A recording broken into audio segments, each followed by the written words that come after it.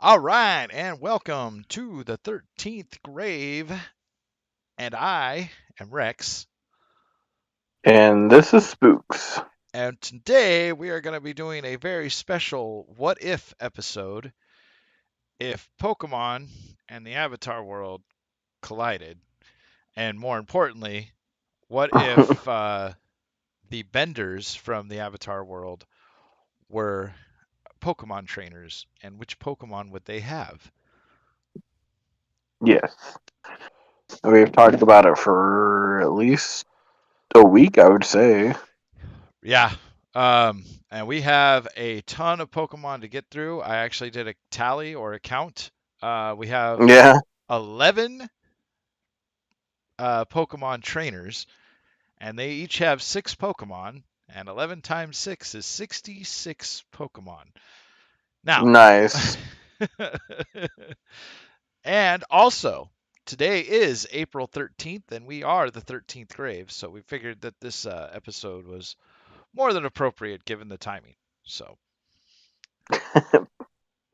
Exactly.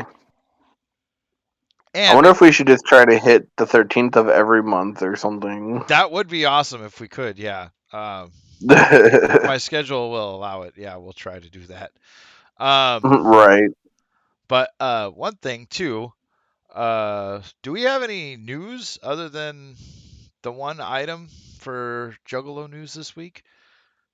Um, the only things I can think of, I kind of wish I had more. I really didn't do much looking, which is bad on me still. But I know that there's so on the 21st of this month, Ouija Mac's new album will finally drop, which I'm pretty excited for. Oh, okay.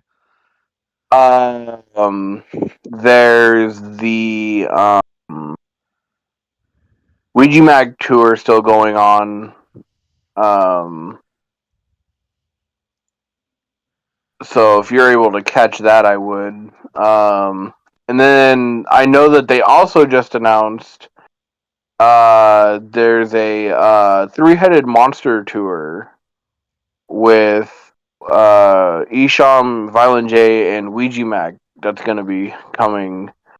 And that I'm pretty excited for. I would like to go to that if I'm able to, but Right. I would definitely look into that because that to me that's kind of historic for the Wicked shit to have those three on the same tour. Oh, I absolutely. I kind of mean, wish Shaggy could be a part of that, and I'm not really sure why it's not both. But I mean, maybe it's he more of I his know mental he's on health. his own, huh? Maybe it's more to do with his mental health that he was talking about before. Well, I think if I remember right, I think he's doing a tour around the same time. Like they're touring on two different tours at the same time. Oh, wow. Yeah, which is kind of interesting. Yeah. That is kind of odd. You would never think they would be separated like that, but hey, they got to do their own stuff Right. too. They're not like Right, connected at the hip exactly. or anything. No, yeah, exactly. It's not the first time they've done tours alone.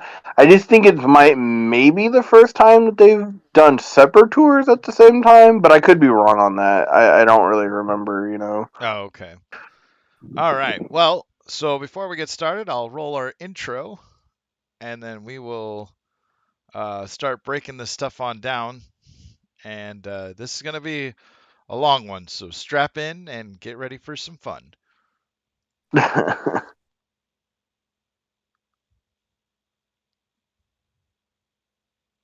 All right. So, uh, the characters, I don't know where we want to start because we have.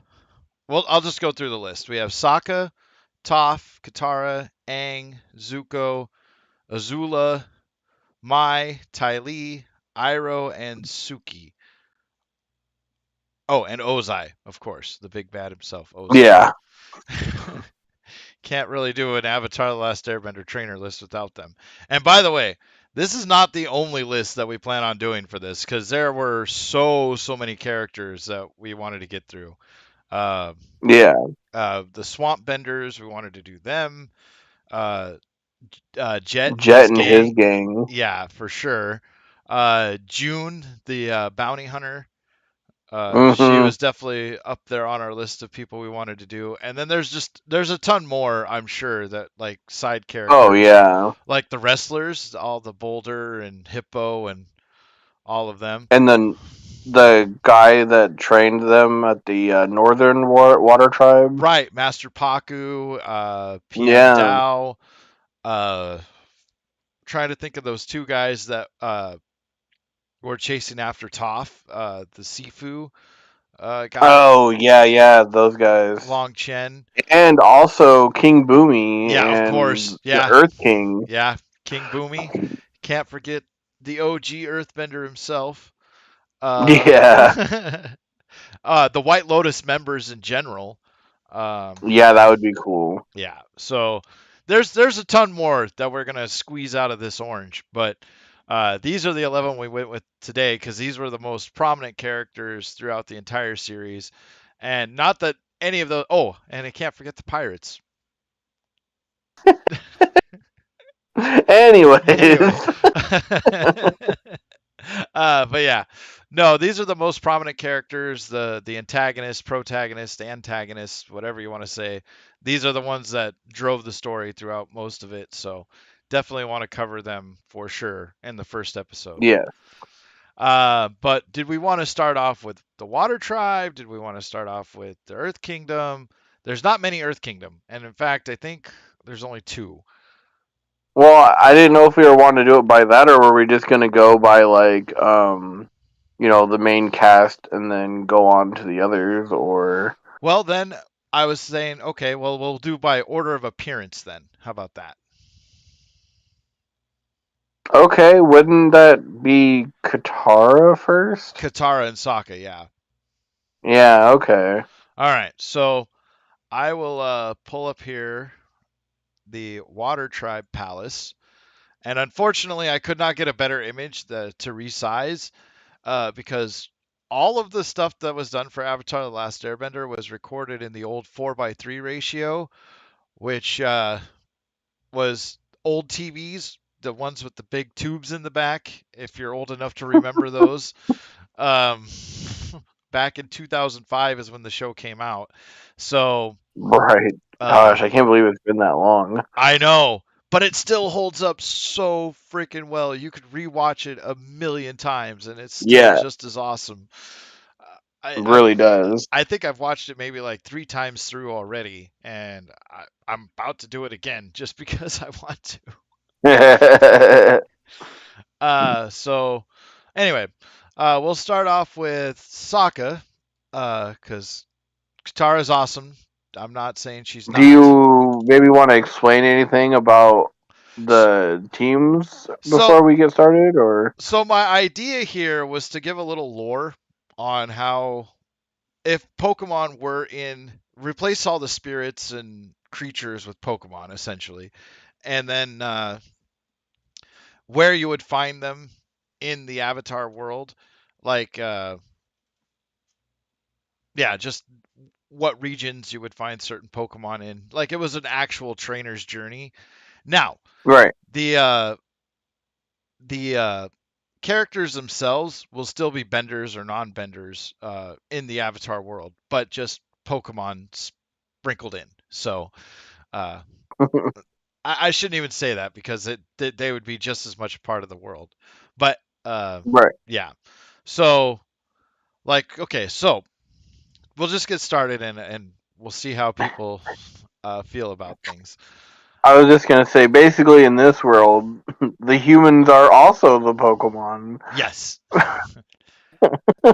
they have to catch themselves. Oh no, that is probably slavery and will become illegal. Right? Aang, I choose you. Just kidding. Now, we could do another episode if the Avatar characters were Pokemon. Which ones would they be? But that's a totally different subject. Yeah. But all right. So enough stalling. We'll jump right in here. Uh, so Sokka was the first character I had on my list. I don't know why I put him Mhm. ahead of Katara, but they're one and the Hey, same. oh, the favorite of yours? What's that? maybe he's a favorite of yours. And Well, they're all. Here's the thing. If you asked me to pick a favorite character from the Avatar universe, I couldn't do it. hmm I really couldn't. Every single one of the characters that they have and the backstories that they wrote for them, and I mean, it was okay, really well done. yes. I mean, if I had to choose the best story, and I don't think hardly anyone would disagree with me, would be Zuko, because his story from beginning to end and just everything about his everything is just like, Right. holy crap, they did such a good job on that. But uh, outside of Zuko, all of these characters are just so freaking awesome. I mean, I would go back and forth on Katara being one of my favorites versus Suki versus Azula versus just everybody because the writing Right. was just so good and so on point that I can't choose. I'm sorry. I love them all. But All right. anyway, so Sokka. So for his starters, so that was another thing. We wanted to give each one of the trainers a starter Pokemon, because every trainer start has a starter. Uh, Yeah. And so each of their starters kind of correspond with like their bending or what area they're from. right, exactly. And so for Sokka, the starter we gave him was Samurott, and I'll pull up a picture of Samurott here. This is gonna be a long video, guys. Just to forewarn you. I think it's to be expected now if anybody follows us at all, because all of our videos have been long at this point. That's very true. Very, very true. Let's see. Where did I put Samurott at? There he is. Okay. So I will resize this so it's not so freaking large. But yeah, his starter Pokemon would be Samurott, and there was a few reasons for it. Number one, his sword. Look at the sword on his head. I mean, we know later I on in the mean, series. And by the way, spoilers if you've not seen Avatar: The Last Airbender. It's so old by now that I really don't care if I spoil anything. But if you don't did want to you? hear anything about the story, click off now because you're, you're gonna get Yeah. a lot. Did Did you call the horn on his head a sword? Well, yeah, it's a horn, but Uh, he can slash with it.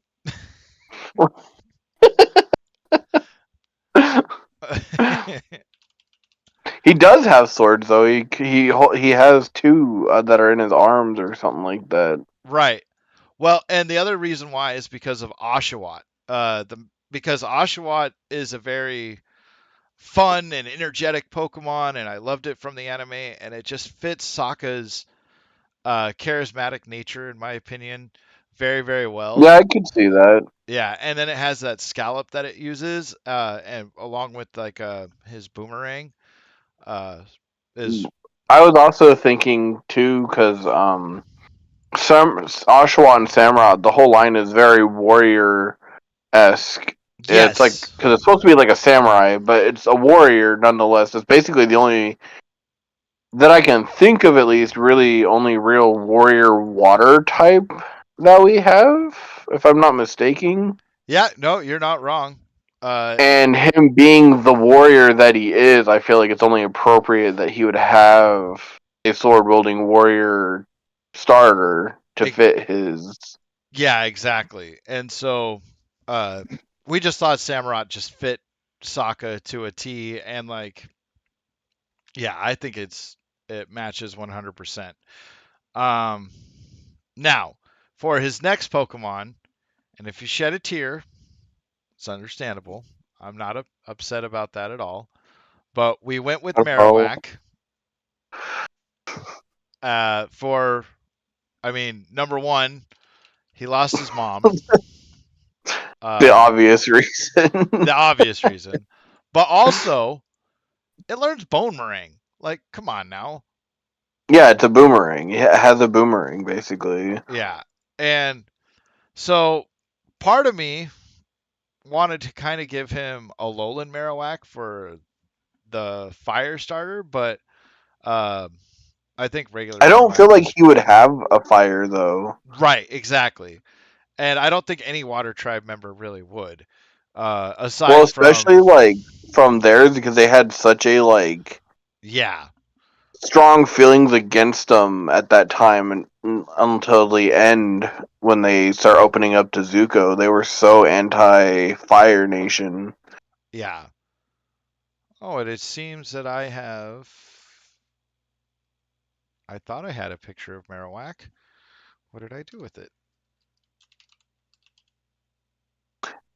Well, Well, I'll just say if you don't know who Marowak is, you're watching the wrong channel because that's first gen, and if you don't know that much of Pokemon at the very least, yeah. No, I will fix this. He is going to be. Let's see. Yep, there we go. I've got this down. I may make mistakes, but we fix them, gosh darn it. All right, Marowak is now there, so now I can select him here. and I also kind of feel that Marowak also like I don't think he is really supposed to be, but he kind of also kind of gives me that warrior kind of vibe as Right. well. Yep. And so again, I also feel like he fits that whole aesthetic of the warrior as well. Yes, very much so. I would totally agree with that. So, yep, we give him Marowak and Samurott, and yeah, that very warrior esque training. And he's also a ground type, which I think is very Sokka like too, because Sokka is very grounded as far as what do you call it? I'm trying to think of the word here.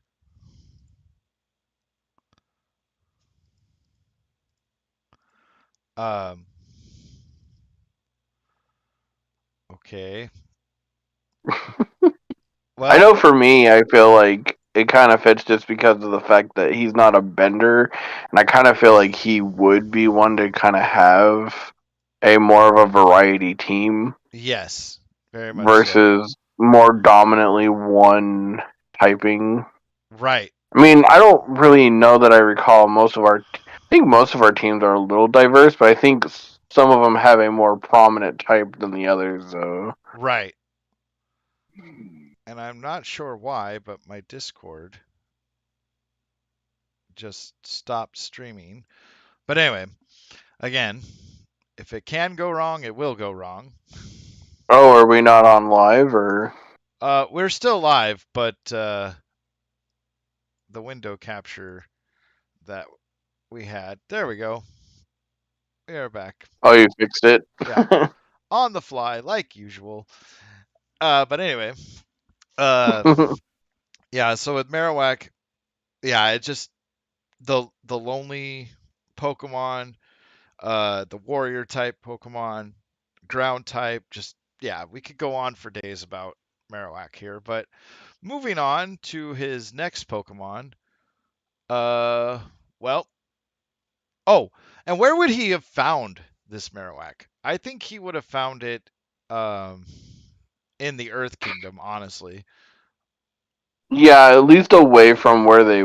Yeah, away from where um they away from the southern water tribe area because Yeah, Cubone is definitely not going to be found in the snow. no. Um, I'm thinking more and close I to think he like, would find it as a Cubone, mm-hmm, and I feel like he would feel sympathetic towards it, having going through the process of losing his mother right. and Yeah, I was thinking he would have found it like outside of Ba Sing Se, because there's a lot of refugees there. right. Yeah, and maybe towards like the Serpent's Pass, but that's just me personally. No, I could see that. Honestly, I mean, I think it adds up. Yeah. Okay. So we have his second Pokemon. Now we will move on to his next Pokemon, which is going to be, and this one, uh, and people can feel free to disagree with any of our picks. Please comment who you would choose for these guys as Oh Pokemon. yeah, If you, put your own ideas and teams down because yeah, that would be interesting. yes, Because I mean, honestly, when we were making these teams, we alternated through a lot of Pokemon on some of them because there were so many different ones that we could see them having. yeah. One of them was And actually a Smeargle for Sokka. yeah, and who's not to say though that they don't still have these other Pokemon and maybe have them in like a data, like a not a computer, but like whatever way they would store their other Right. Pokemon back then. They'd store them in Hisuian electrodes. That's No, bunch of angry guys. right. So the next one, and if you guys disagree with us giving these guys shinies or whatever, I mean I don't know how prominent shinies would be in the world of Pokemon, but We just felt some of the shinies fit the aesthetics of a lot of these guys, though. right. And the first one I have was Shiny Gallade. Um, because Gallade, again, the warrior spirit for Sokka is Yeah, our major reasoning here, but it's also fiercely loyal. Uh, it takes a lot of determination and training for it to evolve. And I don't have it pictured here, but we actually selected Mega Gallade. Like if Sokka was going to have a Mega Pokemon, it would be Mega Gallade. Uh, yeah. because of his intense training, he could unlock or unleash that power. I know it's through a stone in the games. Okay, I get that there's Mega Stones, uh, but again, the meteorite thing and his swordsmanship training and just the overall warrior aesthetic, that's what we're Yeah, going for here. and there's technically two other reasons, but you'll figure that out as we go on Right. in the video. And we when we were discussing this, my idea was that they would find Ralts on Kyoshi Island. Uh, Hmm. and that would be like one of their signature Pokemon for Kyoshi herself. Ralts being a very effeminate warrior type Pokemon, uh, even though they say that Kyoshi was very not so effeminate. She was very badass. So, but yeah. So I just figured Ralts would be like a signature thing, and because of Sokka's protection of the Kyoshi village and helping out and learning to be a Kyoshi warrior, they would have been gifted a Ralts from Suki herself. So Yeah. that's where the idea came from. And why did you decide to make it shiny Gallade? Well, number one, it's blue and it matches Sokka very much so. Uh, it was very much an aesthetic choice, but also again Hmm. going back to uh, the thankfulness, and these would be very special routes. And Hmm. not to spoil it for Katara, but you'll figure it out in just a few minutes because we're going over her next. But as a thank you, I Yeah. think that the village people would have found the very best Ralts to say thank you to them Hmm. for their service to Kyoshi Island, and they're friends with the Avatar. So I mean, all right. So moving on, we have three team members down and three to go. Let's see here. Who did we have next? Man, there's so many. Oh, this one. If you don't get it, then you have never watched the show. Uh, and yeah, it's Maractus. It's the quenchiest. Yes.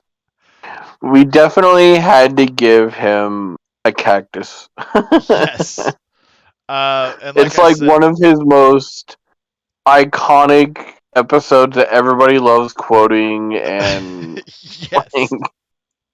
Yeah, if you have not seen the show in any way, shape, or form. I've This is one of the funniest freaking episodes of any show that I have ever seen. Yeah.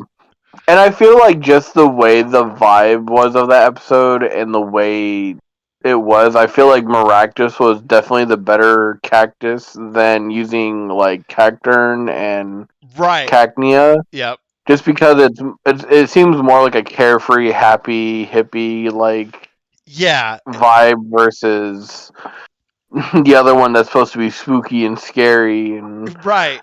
It definitely fits Sokka's personality, and I yes. could see Maractus like trying to help out when they're in the desert. It's like, oh, I have some juice for you. Yes. So, yeah, freaking love it. So, Maractus, there's not really too much to say about it. I mean, other than just that episode, but again, it's more to Sokka's personality. Plus, we kind of wanted to balance out their teams and not just be like, well, all the water trainers get water, water, water, or so Right. on and so forth. Because there are more Pokemon and than there and different types and stuff, and that would fit a character's personality in our opinion. So that's Yeah, why, that's why we tried to make them pretty spread out and diverse. yep. And so moving on to the next Pokemon. Now this one, I can't remember who. So this one, I'm trying to decide because we wanted to give them an ace Pokemon as well. And I think Mega Gallade would be his ace, but this one would be Yeah. a very close second.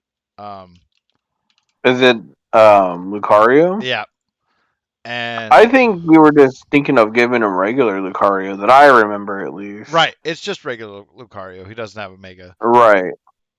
Because yeah, we didn't want to double up on too many things either. Mm-hmm. So for Lucario, dang, you are huge, taking up the whole screen here, buddy. But It's anyway, Gigantamax Lucario. right? Oh, we'll get to those later. But Lucario again, warrior spirit, the aura sphere that he has, the connection that he has to the people around him, and being a protector, which I feel Sokka very much is. Uh, I also feel like he would have gotten this Pokemon also in the Earth Kingdom, but he would have found it while he was training. I think, like on a Hmm. mountaintop or something somewhere, like he would have just happened upon a Riolu. And I think Riolu would have wanted to join his team. So there's that Hmm. connection too. So I have a bit of a different take, but Go my for it.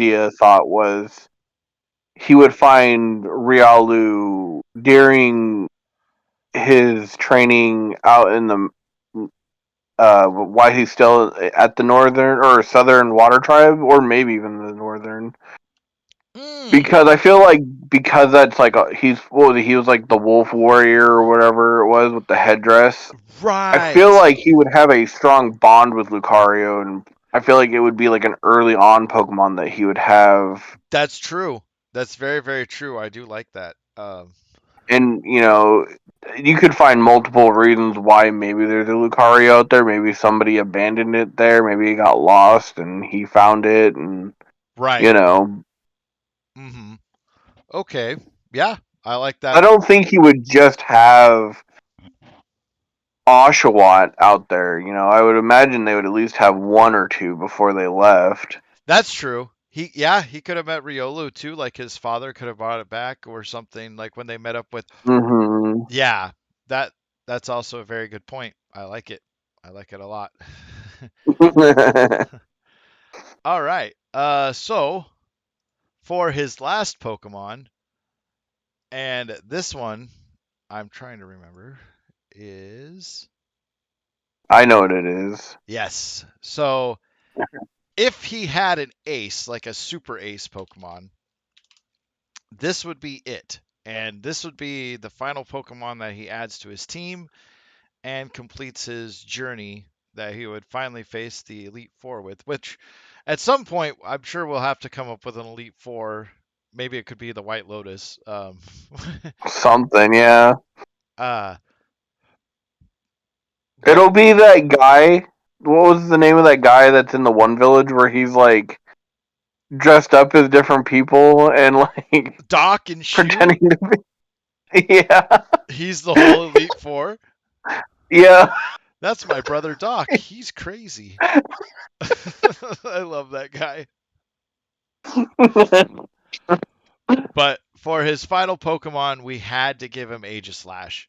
Um, And more importantly, shiny Aegislash. yes, because of his Meteorite Sword. It was, uh, yeah, we wanted to give him Aegislash, and just because of the sword thing. But then I found his shiny form, and I went, oh, because his Meteorite Sword was black, and so Right. I feel like Very fitting. yes. So this is his full team. Uh, and I think it's a very badass team, to be perfectly honest. You would not expect the Maractus in the middle of these steel and fighting types, and just And I feel like it kind of helps represent that goofy nature of Sokka too. right, Like he's not just straight serious all the time, you know. right. And the thing is, Maractus is just as strong as the rest of his Mons Mm-hmm. here. But you would be like, wait, what? Where'd that thing come from? I just fought a Samurott, a Marowak, and a Gallade, and then a Mega Gallade, and then you're throwing this cactus at me. I But would also, I think, and we could, if we want to do this on all the characters, but I'd like to throw in some of the runner-ups that we were almost going to have in there. Like we mentioned, Smeargle was one, right, and the other one that we wanted to put in there was Lunatone to represent UA. his relationship with, was it Yeah. Yue? Was that her name? Mhm. Yeah. Yeah, I didn't actually get any image. I can get an image real quick for it. That's not a problem. But yeah. Oh, I So, don't think we need it. I okay. just, But you yeah, know, just honorable mentioning, you know, like, yep. you know, these are other ones that we could see him having, you know. Yep. And so yeah, this is yeah, Sokka's lineup, and I think it's a very formidable lineup. Uh Mm-hmm. so and Sokka is a non-bending trainer. For him to have these powerful of Pokemon just is a testament to him as a character, I think. So Right. Was there any other Pokemon that you thought that he should have had that you wish you could have thrown in there, or? mm, well, if he was gonna have a legendary, um Oh yeah, I was thinking uh we could give him Dialga, the water steel, TL. the dragon of time. I'm not sure why, but interesting. I don't know why either. I just thought it would fit his aesthetic that he's got going here. uh, yeah, I don't know about legendaries because I usually try to forget legendaries when I think of teams. But if I would to guess a legendary personally, I immediately think of one of the whatever the heck those swords of justice, is that what they were called? Like there Right. was Oh, Kabalion? Terrakion and Would you give him Verizian, Yep, Virizion, uh Kabalion, Kabalion. and Terrakion, and then they had Keldeo Yeah, yeah, that's right. Yeah, probably one of those is the ones I would probably choose. because of the Sword of Justice. Yeah, I could see Mm, that. yeah. Yeah. All right. So we'll get rid of Sokka here, and we will move on to Katara. And where is? Okay, so we'll remove that. All right, so give me a second here to remove all these because it's going to take me a moment. But yeah, Katara, she's going to have a very interesting team as well. And I think a lot of them will make a lot of sense as we. As we go on. Yes. Yeah. So we'll do Katara and oh, Avatar characters. I think she was another one too that we had a lot of different switching out on different Pokemon with too. Yeah, we'll get to our honorable mentions, but yeah, there is one that we both agreed that she definitely should have, but didn't Yeah. make the final cut. But Katara is also. I love Katara. She is one of my favorite characters. Again, I'm just gonna shut up about that. But uh, Katara is freaking awesome. I know. Everyone's his favorite character. Yep, yep, yep. That's just how it is. Yeah.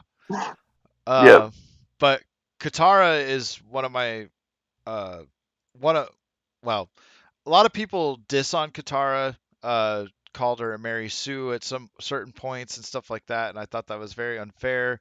And then other people say that she's the audience. I'm trying to remember what a Mary Sue is. Basically, I know I somebody, know. uh, any female character that gets empowered without having to work very hard for their powers, and I don't view Katara Uh, that way. yeah, I don't know if I would really agree with that necessarily because she dealt with a lot and went through a lot. Exactly. And she was training because they said, how did she become a waterbending master after a few lessons with Paku? And I'm just like, well, did you see all the training she was doing beforehand with the waterbending scroll and coming up with some of her own moves? And she was just a Right, powerful bender to begin with. So right. there, I mean, what she was able to accomplish on her own without even having formal training was beyond what most waterbenders could do. So, And she even made herself learn things that other waterbenders don't even normally learn, like the blood bending and the. right, exactly. And she helped save the Avatar. Like she had to have become good. Like she didn't have a choice. Right, exactly. Not like she just like fucked around the whole time. Yeah. That's why I have. And she trained. She trained constantly with him. Mhm. Exactly. Exactly. So, yeah, I do like the episode though where she's working with Aang, and then Aang's like learning how to do the push and pull and all this stuff, and before she gets the scroll, she's like, "Well, fine, you do it then, since you're so naturally gifted." Like, uh, but yeah. So her starter that we decided to go with was Greninja, and more importantly, Froakie, and I can never remember Froakie's second form. Yeah, his name escapes my brain right now. But yeah. But Greninja more specifically, because not only is it a water type, obviously, but it's dark typing later. And if when you get towards the end of the series, there's the episode where Katara teams up with Zuko to find her mother's killer, and she dresses Yeah. like a ninja in that episode, and the dark. Yeah, she can be very stealthy. Yes, and her anger and just she was about to commit a very evil act on that man. Right. And if it was not for her nature, I think she would have. Like, I really, Oh, definitely. yeah, and that's the other great thing about Avatar. It shows you how you can go to a very dark place, uh, and Oh yeah. and with very good reasoning. I mean, this was the man who murdered her mother. And I think a lot of people would have agreed that she had every justification to take that person out. And that is why Greninja, I feel like, was a very good uh, avatar, haha, for Katara. Yeah. Because, yeah, it is water, it is dark typing. Uh, and it fits, and I think it just suits her personality overall. Uh, And I feel like it's kind of different because you wouldn't think of giving her something dark, Right. Like I think it kind of expresses a side of Katara that people just don't usually think of when they think of Katara. Exactly. And so, yeah, that's why we chose Greninja, and we think that it is a very fitting mon for Katara.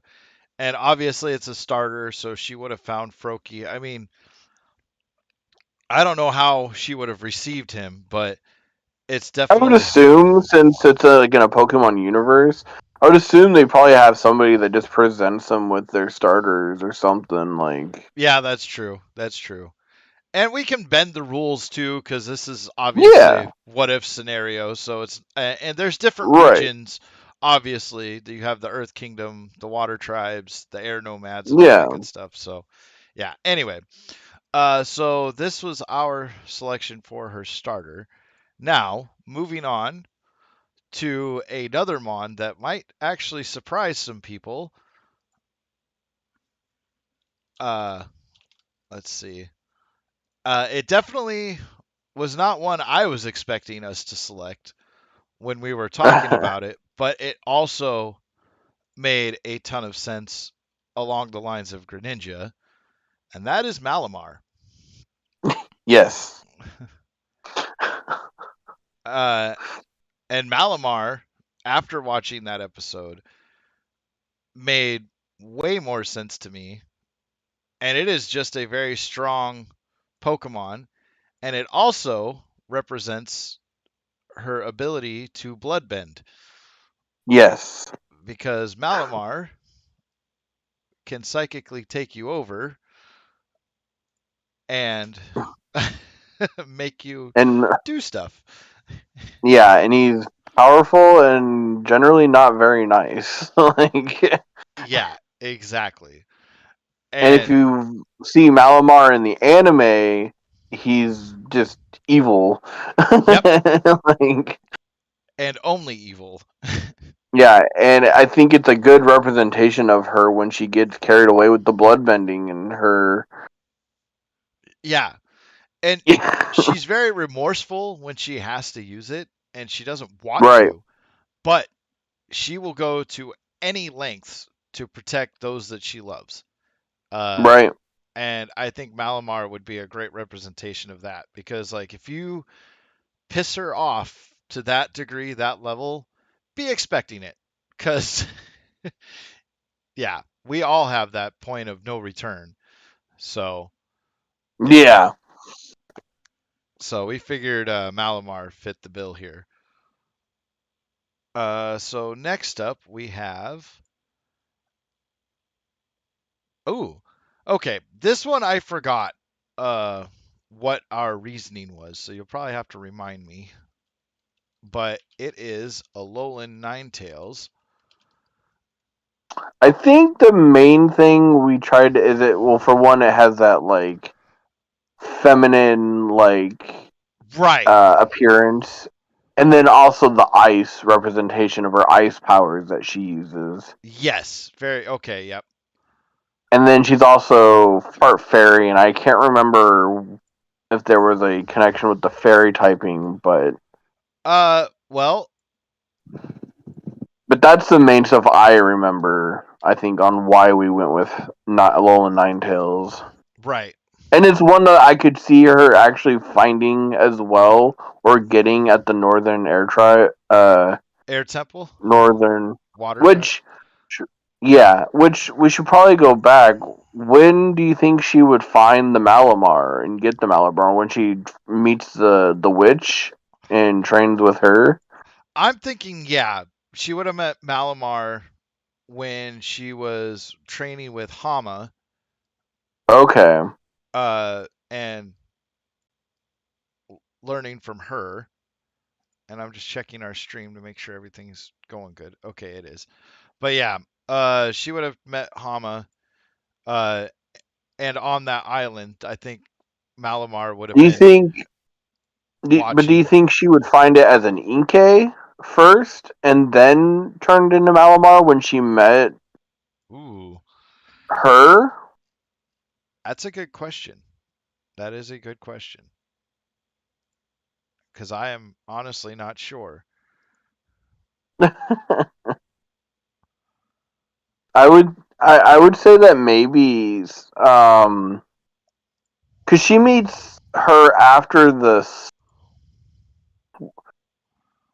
I would say maybe right around when they first, because they travel the seas and get to the Earth Kingdom or whatever after they get out of the Northern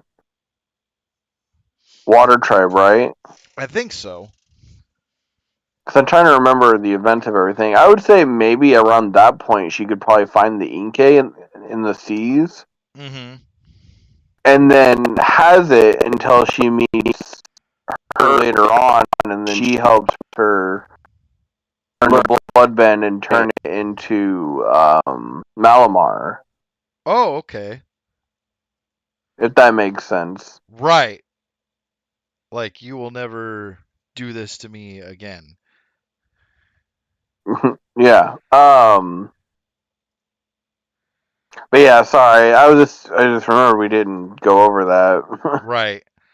No, you're not wrong. Everything okay? Yeah, it's I don't know why, but this thing just does not want to cooperate.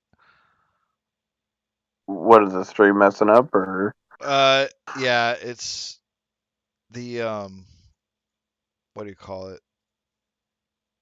OBS Studio just does not want to capture us doing the stream, and it would much rather us.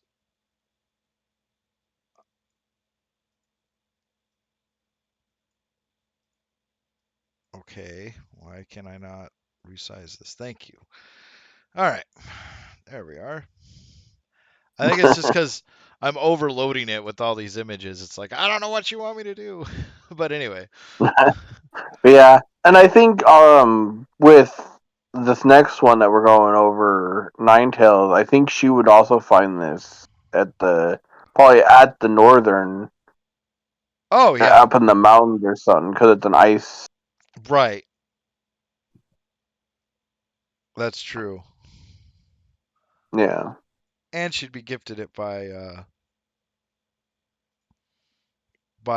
UA. UA would give it to her as a present.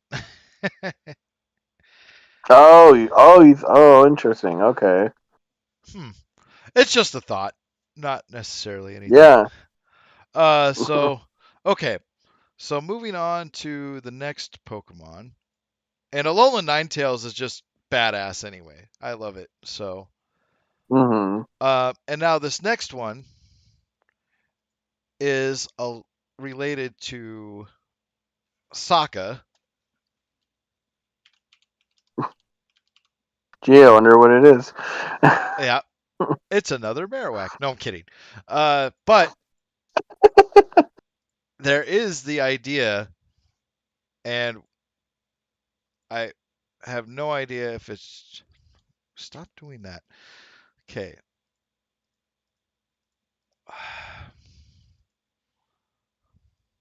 No, that's not it either.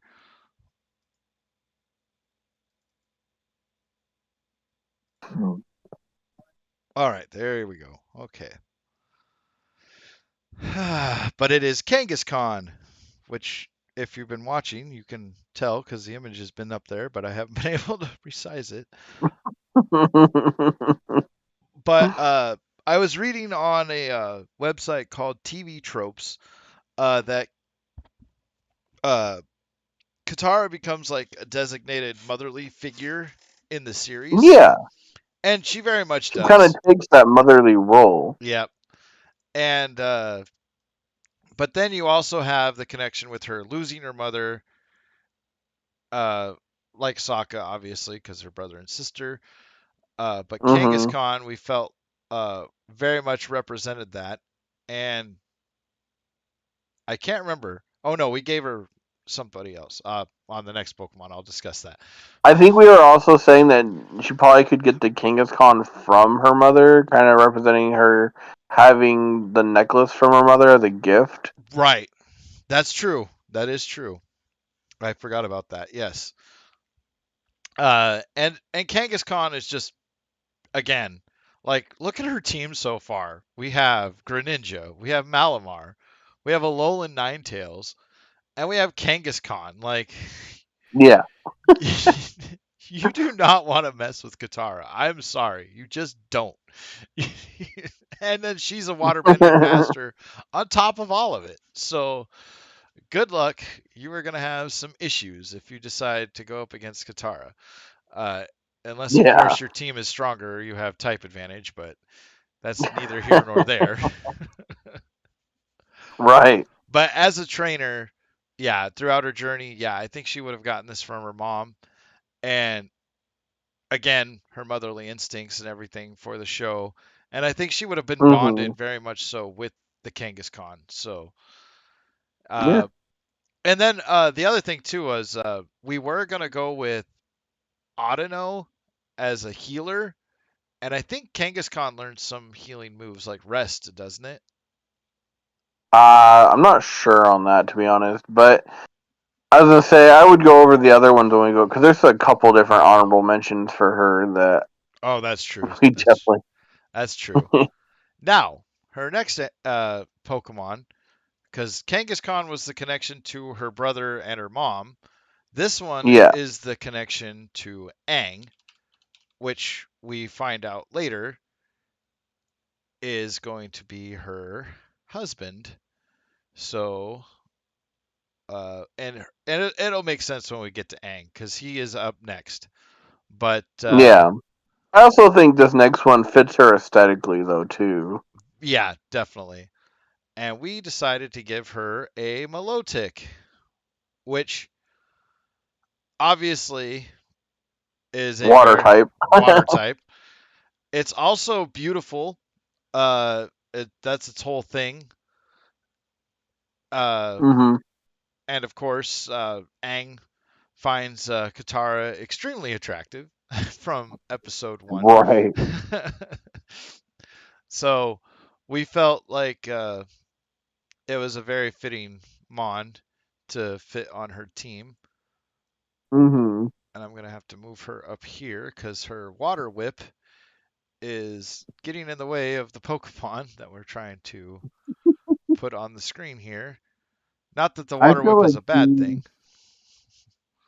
Well, oh my gosh.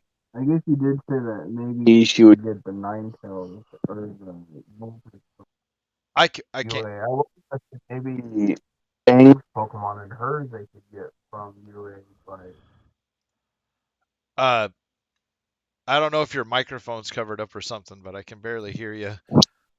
can you hear me now? Yep, I can hear you now. Okay, yeah, sorry about that. Yeah. I forgot that you were talking about having UA give her the nine tails, Right. but I was almost thinking about giving that to having UA give her and Aang the melodic first form and Aang's Pokemon. Oh, okay. Yep. Because I feel like that could also tie in the two koi fish. That's also true. I forgot. Yeah. So Ninetales, she just finds Ninetales. We'll just Yeah, I figured just something to find in the mountains or something. yeah. And Or maybe when she's searching for the avatar or something. yeah, and her connection to Momo and Vulpix, I think, would be like Yeah, I very could see that. yeah. So Melodic would be a gift from UA. Okay, that makes more sense actually. So Yeah, I think that works. yeah. Okay. And then her final Pokemon, and this one should come as no surprise since we were talking about connections. This would also be a gift from Kyoshi. And also, I think it just fits her personality to a T. Hmm. Let's see. And by the way, internet, I put shame on you for what you have done to this next Pokemon. And you will hear me say that more than once.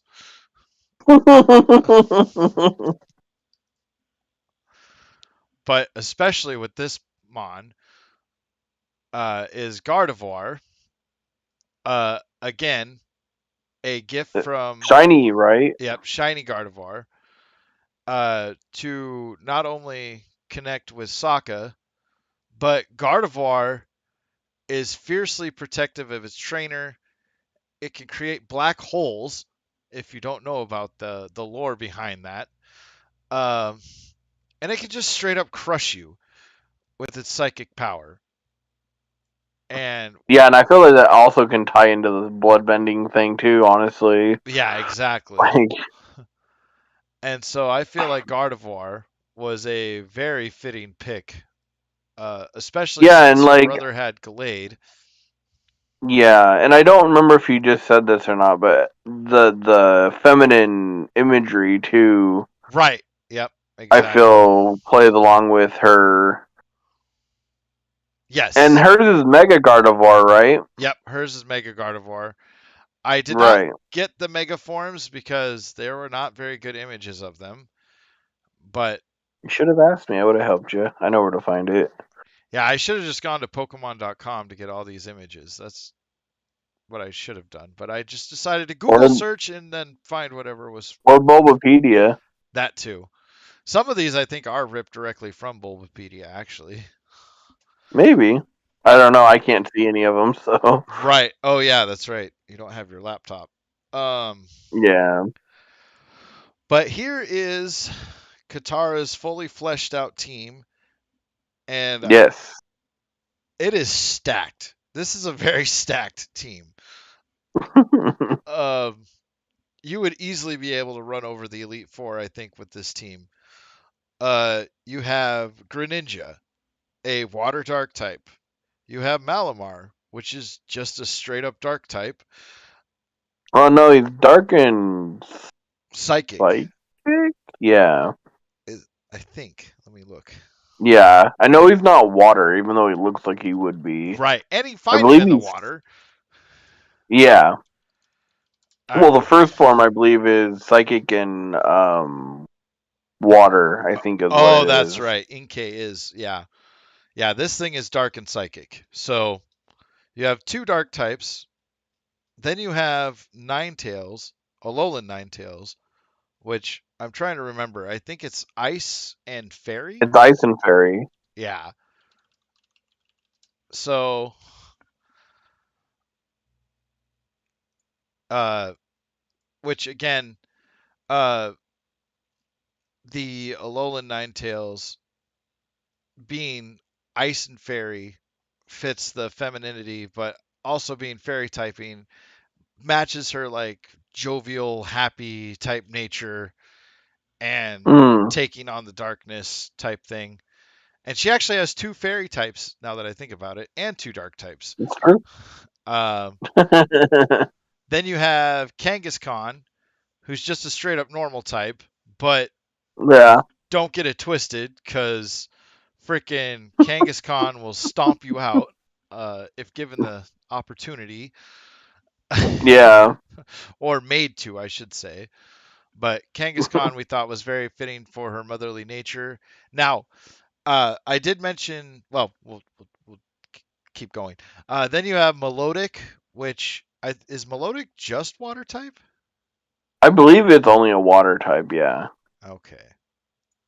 Now, and also the other part about Melodic too that makes a lot of sense for Katara as well is to evolve a Feebas, you have to take a lot of time and effort and care, aside from trading it with the Prism Scale, which I found out is something that happens. But uh, Hmm.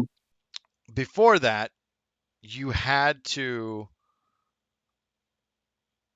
uh, you had to level it up a certain way, and it took forever to do this. You could only catch Feebas in certain areas. I mean, Feebas is Hmm. one of those Pokemon. If you wanted it to be a Melodic, you had to spend time and effort. And I think Katara would do that. She is very much willing to take the time and effort to work with the people that she loves, and Melodic is just the uh, product of that. So, Yeah. And aesthetically, like I was gonna say earlier, Melodic's like hair things, I oh, think, kind of. fit her aesthetically with her hair loopies and That's true. That is true. Okay, I don't know why, but unless I have the Discord window active, it wants to keep freezing on the stream. So I don't know. It's weird. it is weird. And then every time I close it, it goes away. So maybe there's just too much going on with what we're doing Maybe. here. I don't know. But it is frozen at the moment. So uh, we're going to clear up Katara and then I'm going to fix uh, that. But, oh, and I forgot to mention Gallade, or sorry, Gardevoir. Sorry, Gardevoir. But Gardevoir, again, with the femininity, the shiny fitting the blue aesthetic of Katara. Mm-hmm. Uh, and just being a fiercely loyal Pokemon again. A lot of this is going to boil down to loyalty with a lot of these guys. Um, so, Did we want to bring up her honorable mentions uh, or on, whatever you want to call it? yeah. So her honorable mentions were going to be Audino, Yeah. for its healing factor and it being like a nurse type Pokemon, and Mm-hmm. Katara obviously has healing abilities. Um, And Mega Autono has the hair loopy thingies too. that's true. That is very true. Another one I know we almost gave her was Glaceon, but again, I think it was one, it was for her ice uh, abilities, and then her aesthetically just because of the whole hair thing again. Right. It's funny. And then the other one that I think we both, at least I think I brought it up to you, was Frostlass Right. because of the spirit that she was portraying as in that one The village. painted The lady. Yep. was it, yeah, the painted lady, yeah. Which I feel like is a good. That would have been another. If anything, if we wanted that on the main team, I'd maybe trade out Ninetales for that because it would still give her that ice representation. Right. But yeah, Hmm. Okay. So now we are back up. I don't know how we're gonna get through this. It's gonna be a long video, guys. So and a lot of technical difficulties apparently. is it Uh, just not wanting to record? No, if what it's doing is anytime I click outside of OBS Studio, if I click on anything else outside of it, everything freezes. I don't know why, but that's just what it's doing. So I got to be Huh. careful about not clicking out of stuff. Okay. So Weird. we'll clear out Katara's team and we will put in the Avatar himself. And like I said, we're going by order of appearance, not order of importance, not order of strongest, weakest, any of that kind of stuff. Just when they appeared in the anime, or at least as close to it as we can. So, Yeah. if anybody's like, "Oh, well," and technically, I mean, if you want to go power levels, I guess technically Sokka would be the weakest, only because he's a non-bender. But nobody views him as not being powerful. So, Yeah. I but think anyway, he's the only. Oh no, I take it back. We have two non-vendors. Never mind. coming up, yeah. All right, so next we will do Aang, like I said, the Avatar himself. And Not to Aang, be confused with Ong. oh, you just had to say it, didn't you? That movie doesn't exist. You're right. Okay, so I gotta fix something here.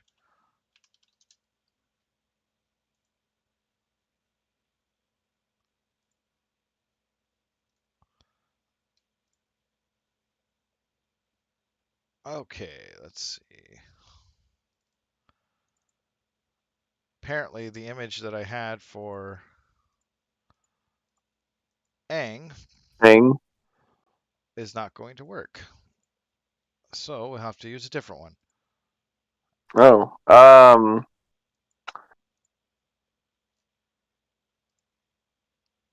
Yeah, his team. Again, that was another one we had to switch. We actually changed it a lot from what we originally went with him. Yes, exactly. And with Aang,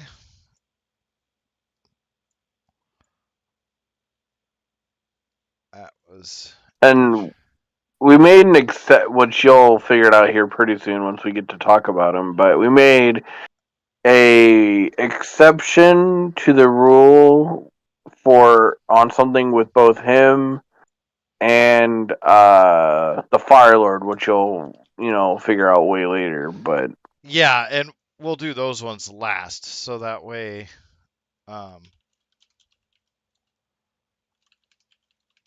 that way, yeah. Anyway, I'm just saying stuff now because everything's all messed up. yeah, I'm trying to just avoid dead air. Hmm.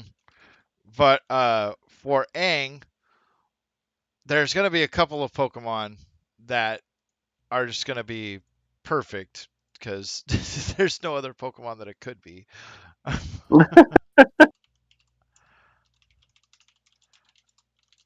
Let's see here. There we go. Got that. Got this.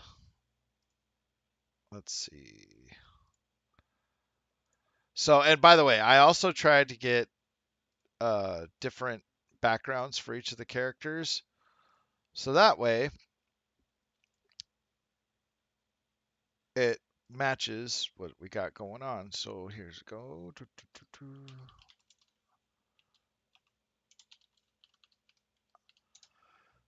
Okay. And then there's that.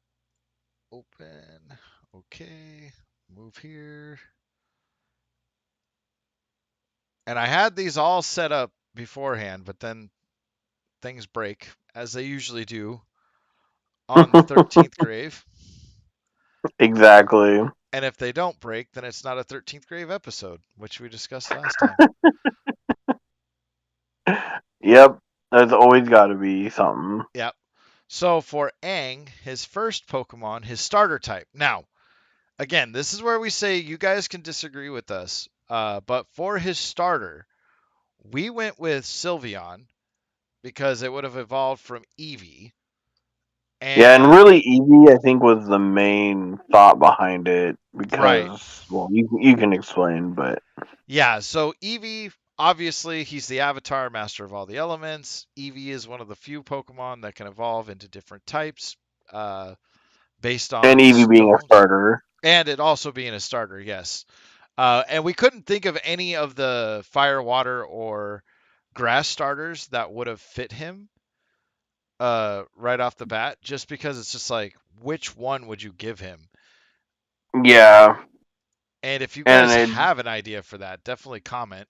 Uh, yeah, it just I really wish they would have had like a flying evolution that would like yeah, but that would fit be too that. perfect, and we can't have that. but Um, but the reason why we went with Sylveon as the evolution that he would have uh, gotten for or had Eevee evolve into is because Eevee is a peacekeeper Pokemon, uh, and a lot of its Pokedex entries mention that it uses its ribbons to break up fights you and mean things like that. yeah, you mean Sylveon, right? Sylveon, what did I say? Eevee. Oh, Eevee, yeah. But yeah, so I apologize for that. But yeah, Very so good. we figured Sylveon would have been perfect for him, just given its And it, nature. and the way you evolve it, I think, was something you were saying Yeah, it would has fit to. along with Aang. Yeah, so Aang is an animal lover too, and with Sylveon, you have to get its hearts. maxed out, I think it is. Something to do with, Yeah, you have to have like a high friendship or something. yeah, and Aang just being an animal lover. I mean, he creates a zoo at one point, and that'll explain his next Pokemon here in a minute. But we at first when we did Aang's Pokemon, we were just gonna give him flying blank type. Uh, So it was basically a flying and then slash one of each of the elements. yes. So he But was gonna you, have as like you were saying, it was a little like too on the nose, and yeah, and I'm like, those are all cool, but Aang deserves more than just flying types, I think.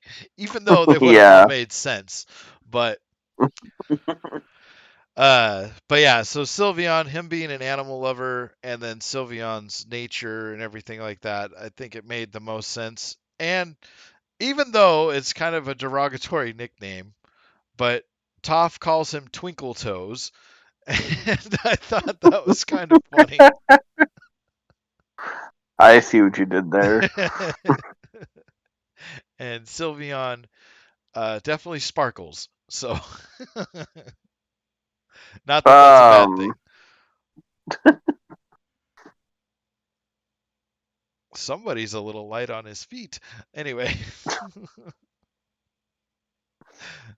and I could just see him whipping out Sylveon and being like, "Oh yeah, well take this." Well, never mind. I don't want to spoil anything, but uh, after you see Top's team, holy crap! But anyhow, uh, little preview for later.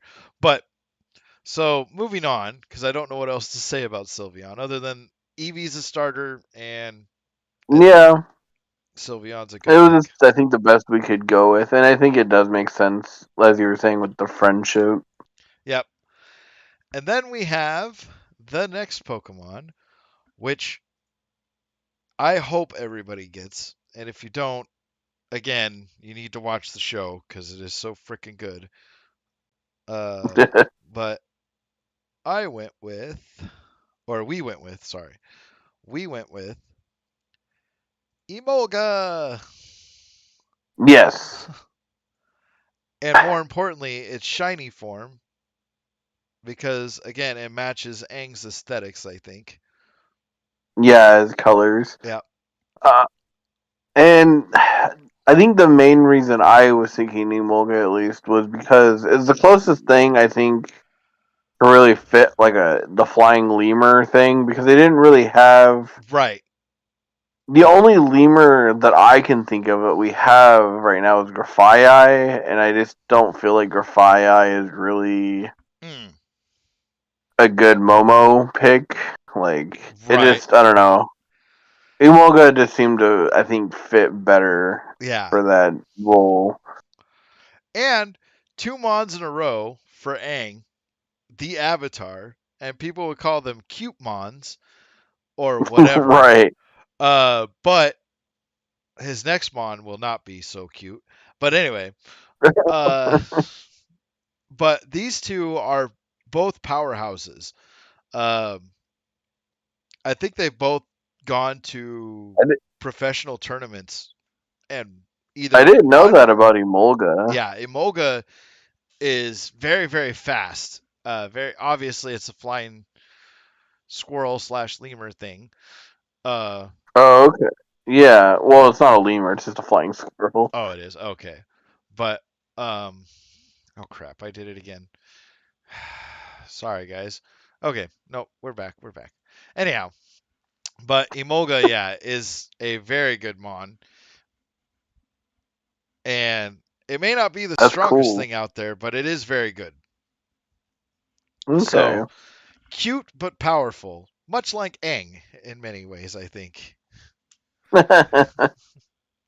And it also, I think, it fits Aang's personality, even though the picture I have of Aang up is him kind of glaring and not being so friendly.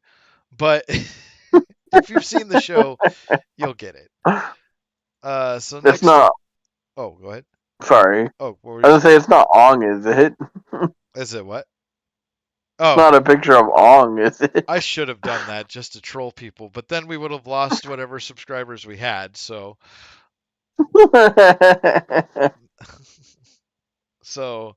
but next up we have one of my favorites, and like I said, the cute mons. He doesn't just have cute mons.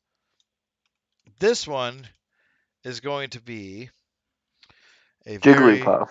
yeah Jigglypuff. Oh my gosh, we should have just given him all fairy types. I Anyways. think that would have been hilarious. Uh, but this one is Gyarados. Yes. And this is the one that we were talking about matching Katara's Mon in Milotic. And also Yes. would have been a gift from UA. UA. hmm Yeah, to go along with the whatever the Milotic. other fish. Oh, Yeah, Feebas. but I'm trying to. Yeah, Feebas. Yep. There you go. Feebas and Magikarp. Yeah, to represent the moon spirit. I never put that together when you said it though. It made way more sense afterwards. I That is a freaking wonderful idea. I like it a lot. And maybe, Technically, they're not koi fish, but whatever. close enough. I mean, Magikarp is essentially a koi fish. Well, he's a carp, but Carp, carp, carp. But but yeah, but it's I water feel like flying as well too. yeah. Well, and I feel like both Aang and Katara, because they train together and they help each other grow and evolve, and I feel like they could do that at the same time with the Magic Carp and the Feebas. Yes. hmm I feel like those two have parallels to each other that make sense, and Maybe they trade them at some point. that's interesting. Maybe. Because Oh yeah. So how would he? We got to backtrack a little bit. So I obviously we know that Eevee's gonna be his starter, right, but how would he obtain that for his starter? I'm Because assuming that wouldn't be.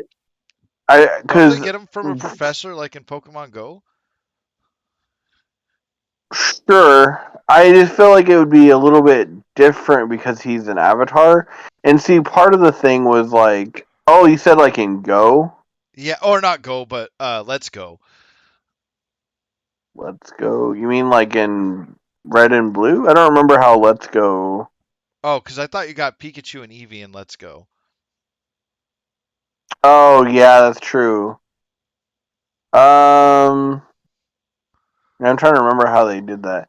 Because I was just wondering because obviously he's the Avatar, and I know that like Ooh, because maybe like every so Avatar with gets a. Katara and Sokka, obviously they're getting these water starters because they're in the Northern Air Tribe, and I don't feel like Eevee would be a normal air nomad starting Maybe it's an Avatar thing. Only Avatars get Eevee. the chosen Avatar is Right. delivered in From Eevee. yeah, from the White Lotus. Oh, that's interesting. Okay, yeah, I could see that. Yeah. Hmm. Okay. We're building our own Pokemon Avatar game. Yeah. And then the Emolga, I'm assuming he'd find similarly how he got Momo. At the Northern Air Temple, yeah, after he found out it was Yeah. destroyed. Yeah. Yeah, okay. So, okay. Yeah. And then obviously the gift from UA. And then on to his next Mon, which I'm really not sure. Oh, okay. This one I think would make a lot of sense to anybody who knows anything about monks. Oh yeah. This one we felt very much represented him, and it was Mega Metacham.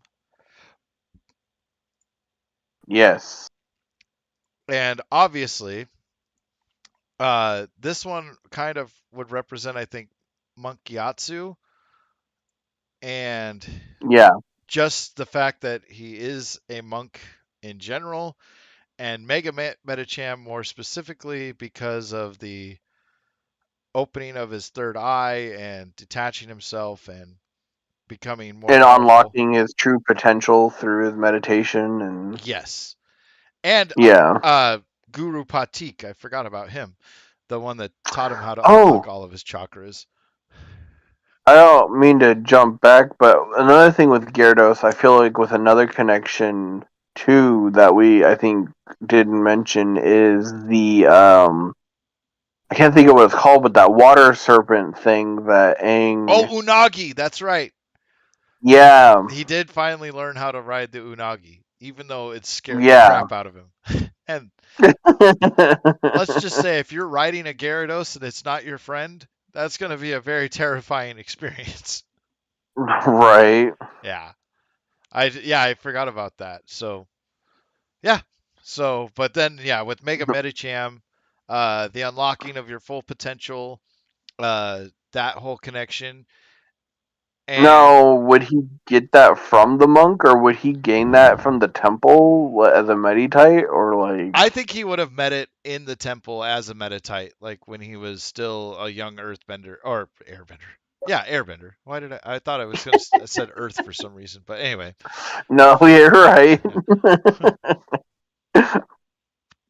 But yeah, I think Metatites would just hang out in the Near the temple. temples or in the temple. Yeah, Yeah. okay. Just because of the spiritual energy and all that kind of stuff. Yeah, Uh, that makes sense. and it's a fighting type, and I think it's fighting psychic, isn't it? Yeah. Yeah. Yep.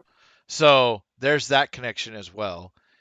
And yeah, so Aang's team is starting to shape up pretty well, I think. Oh Uh, yeah. then we had, since we're saving that for one for last, this next one is another flying type. And some might say a normal flying might not be the best, but I think it fits Aang perfectly after what we discussed because we wanted Mhm. to find something that was a connection to his avatar form. And part of that is having past lives. And that is He's what. not normal flying. Oh, no, he's flying He's psychic. yeah. Yeah, never mind. I was like trying to think for a minute. I'm like, did we change it? Is it not him? I was like, who is it? Right. Yeah, yeah, he's psychic.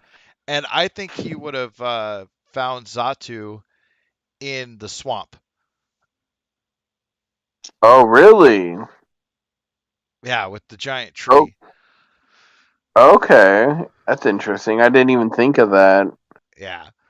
I just always thought it would have been another temple. Well, I mean, I don't think he should be finding everything at the temple, but Right. I just like the only thing I could think of was like, oh, maybe it's at the temple too, and like, but no, that's an interesting thought. I didn't think of that.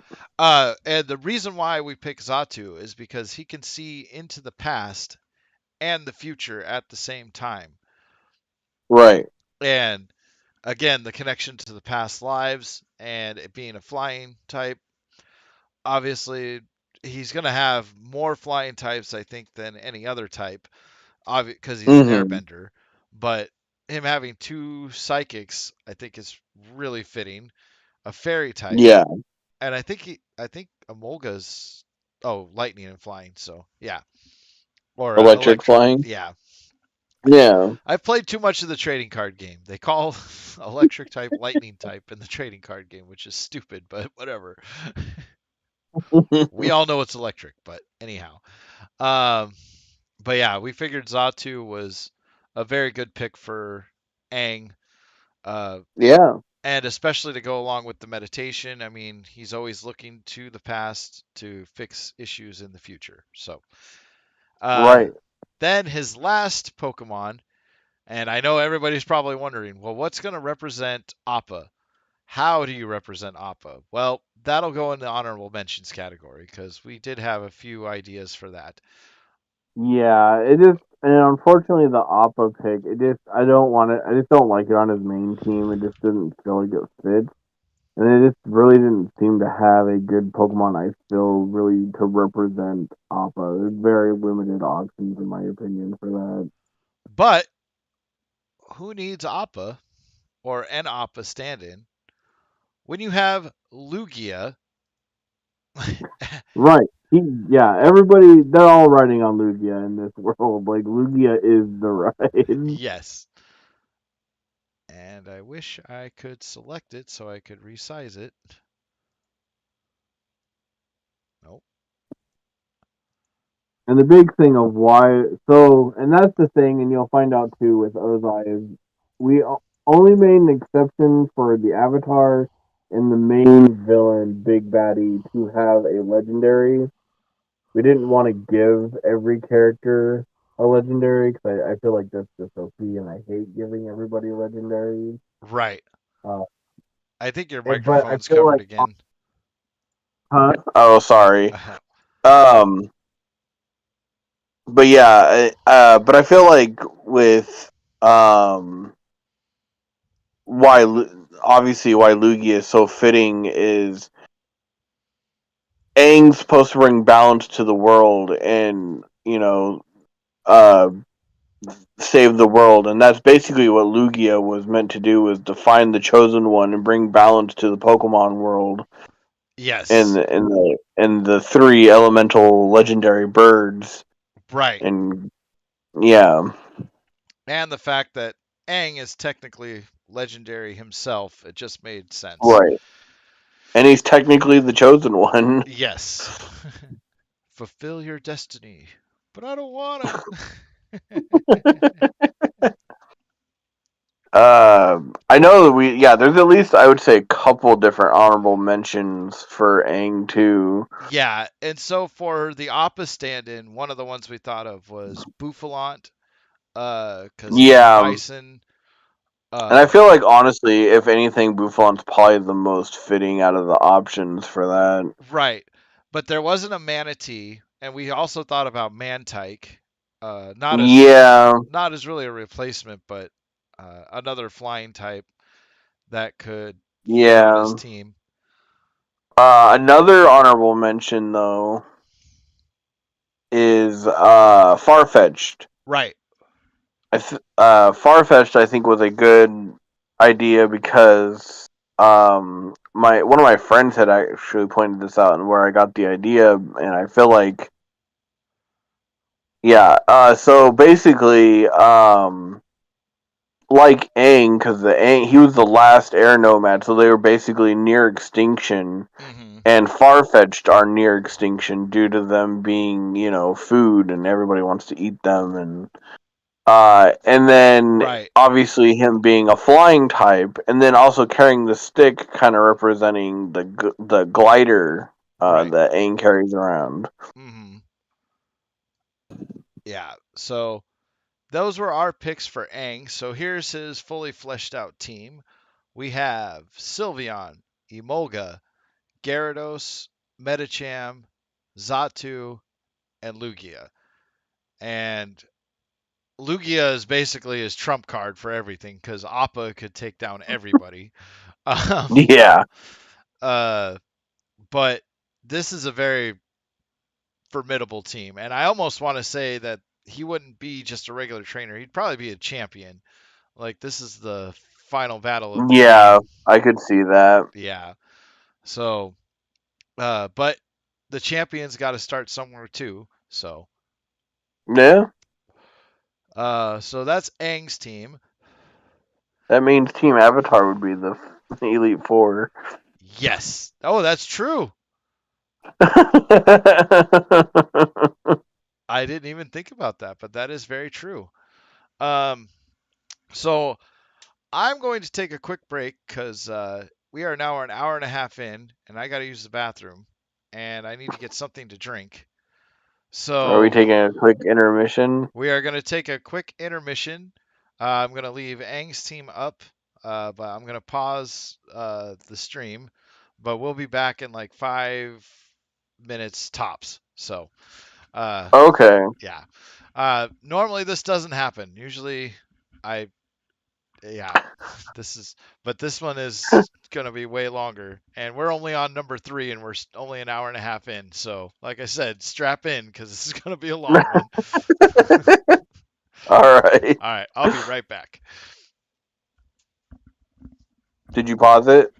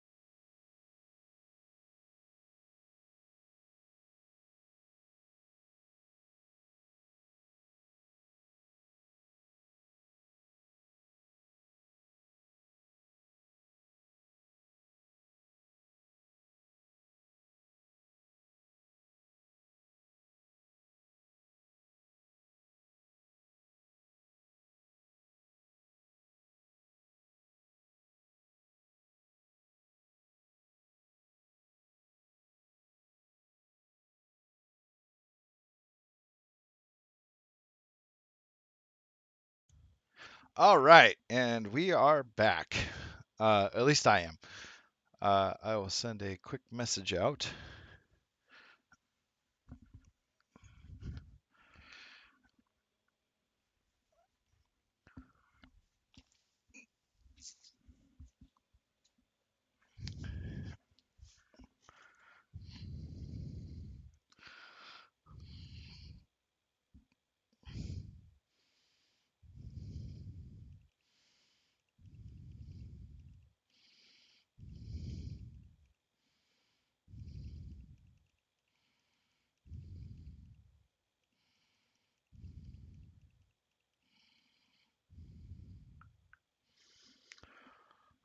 But yeah, with Aang's team, I thought this was a very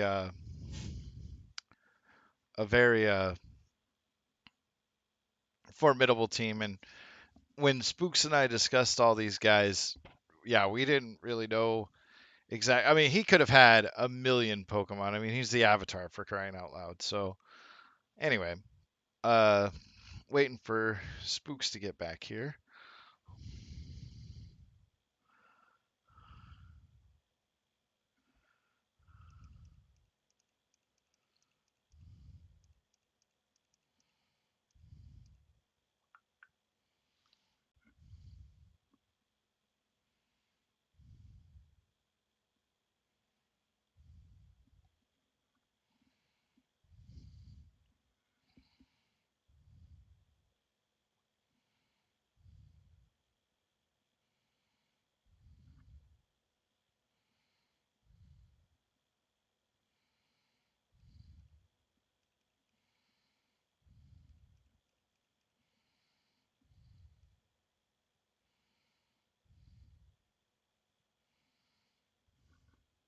Oh, he is back, and we are back. Sorry about that. Took a little bit longer than I meant to. Oh, that is perfectly fine. So we were on. Are we on Toph now? We actually, it would have been Suko and Iroh. Oh, right. Zuko. Duh. That's right. And Iroh. Yes, That's right. because they were there from the very beginning. That's right. And let's see, where is my volume control?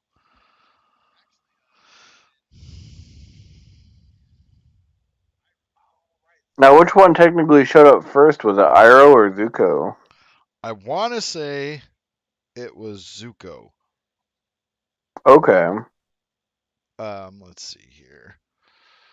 I gotta get rid of Aang's stuff.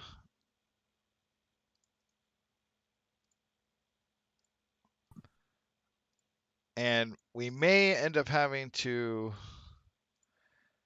cut things a little shorter than I want to. Oh, really? Yeah, only because yeah, we're almost 2 hours in, and I don't know if I can go all of However this. long this is gonna take. Yeah, so we might have to split this up into multiple parts, uh, Okay. because yeah, How this many is characters do we have? we have 11, and we're only through three of them. 11. So maybe do 5 and then do the other 6 on another one? Yeah, that sounds like a good idea.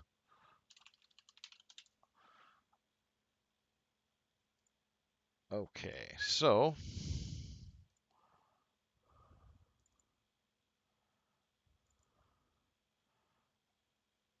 we are going to use the. And I actually forgot there is a small cameo from Azula in the first season in the Oh, episode. really? Yeah, she's in the episode The Storm Mm, when he gets burned on his face. that's right. Our favorite, um, what do you call Psycho. it? Yeah.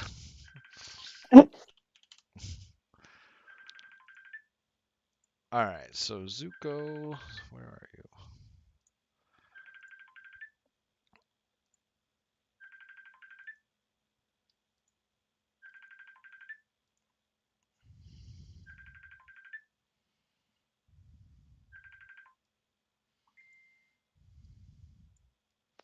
All right, Zuko, you are very tall.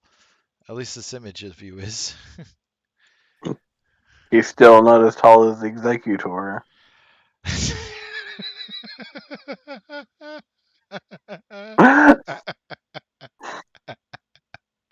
Uh, uh, that is an I inside joke that you guys will not get, and I do not wish to elaborate on. But know, I was gonna go further with that joke, but I was like, nobody's gonna get it, so I'm just gonna stop. all right, so one thing that we did decide on for the royal family, uh, when it comes to Zuko, the Fire Lord, Iroh, uh, Azula, they all have a Charmander for a starter. That is like an exclusive thing for the royal family. So, if you guys wish to disagree with that, that is fine. We are not going to be upset with you. But, We just felt it was very fitting. mm-hmm, because they're all dragons. Well, they're flying fire, Quote but dragons. yes. I always feel like Iris in that episode. What do you mean it's not a dragon? It breathes fire and flies around.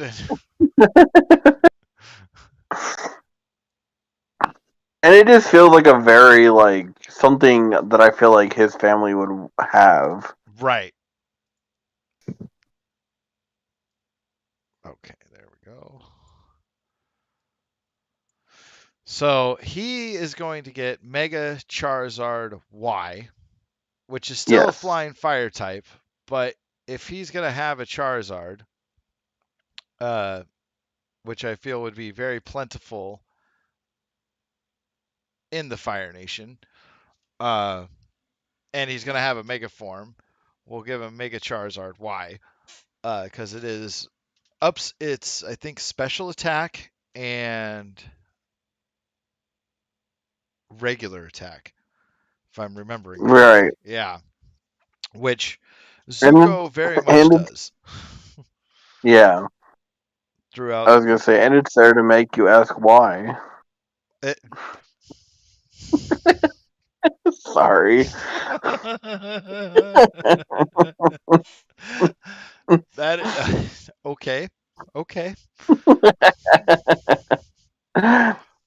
I also feel like, and you'll probably see this as we get to his other family members. Why I feel like it just all fits together Yeah, yep. with him having specifically that one. Mm-hmm. And then the other thing about Mega Charizard Y, I mean, it's the unlocking of Charizard, Zuko finally coming into the realization that he needs to be good instead of evil. Yeah.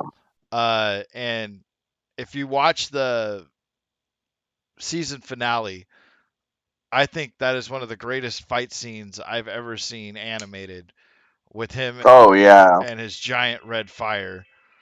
Um, Yeah. oh, and hold on, guys. I am getting a phone call, so give me 1 second. No worries, bro. Um. Yeah. What was I gonna say? Yeah, and I would also add while he's on the phone that I think the other reason they would get that Charmander as their starter, that being the quote dragon fire, um, and I feel like they'd just be saved for the royal family, and they'd be gifted the Charmander in the kingdom once they become of age. Um,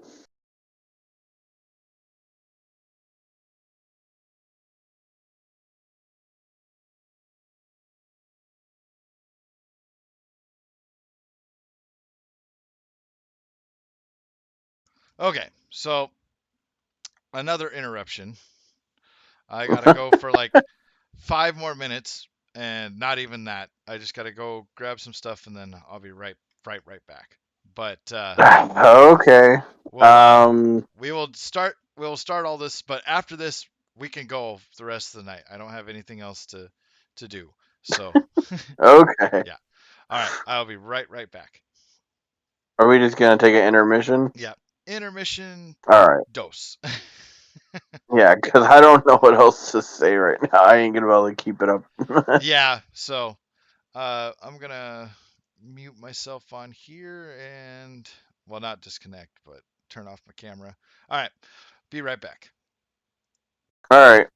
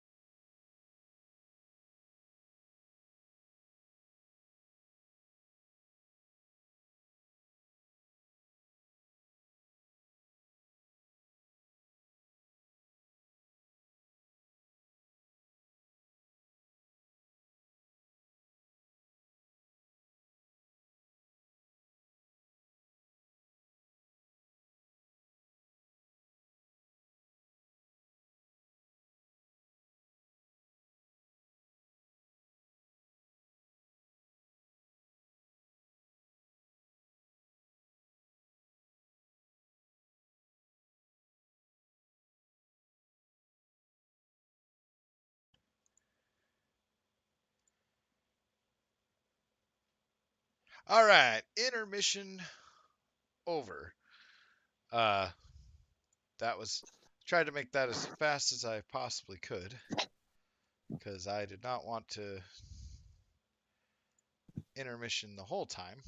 But anyway, so we were on Zuko. I think we only covered the starter, and Yep. I was just explaining while you were on the phone that I think they'd be kind of.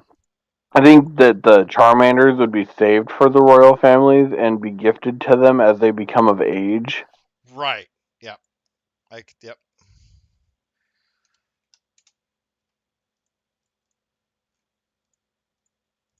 Okay. So there's that. That over there. Move that down there. Okay. So yeah. That was another. That's the reason why we went with the royal family thing too, because uh, Mm. in our world, Charizard is a very popular Pokemon. Oh yeah, It's cards and everything. It's one of the most recognizable Mons, and the royal family would want something that's very recognizable. I mean, obviously it's a right, dragon, and but it's the literally the most popular, I would think, and well-known fire starter out of all the starters. right. Yeah, I mean, a lot of people. I mean, aside from Blaziken, I think there's not really a much more popular. Oh yeah, but I mean, still, when you think fire starter, most people, I would think, Immediately Charmander. Yeah. yeah. So, all right. So then moving on to the next Pokemon, which again, this would be a connection back to Sokka, something that both Zuko and Sokka have in common. Well, kind of. Kind of, yeah. We learn later that's not so true, but Right. But we had we put down Cubone, but I only have an image of Marowak, so I'm just gonna go with Marowak because eventually that it works. does evolve. Yeah, But kindred spirits in the fact that they're missing their mom. Uh, Now, and thankfully, eventually Zuko thinks he lost, like his mother's dead, and right, and thankfully, neither Sokka nor Zuko are wearing the skulls of their passed on parents. I mean they could in our universe. they This is true. No, This is true. no, They we're not could, but doing that. a little messed up. But yeah, they could. All right. So, but yeah, Marowak and the whole missing mom thing, and the fact that it's fighting type. Zuko is always a fighter. Uh, where he would meet Marowak, I think he would actually find it in the Earth Kingdom as well.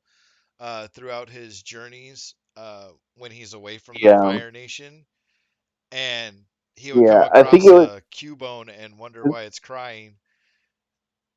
Yeah, I was gonna say I wonder if it would be maybe sometime after his mother is gone, Right. which I can't remember when she leaves exactly. It's right before I think he gets burned on his face.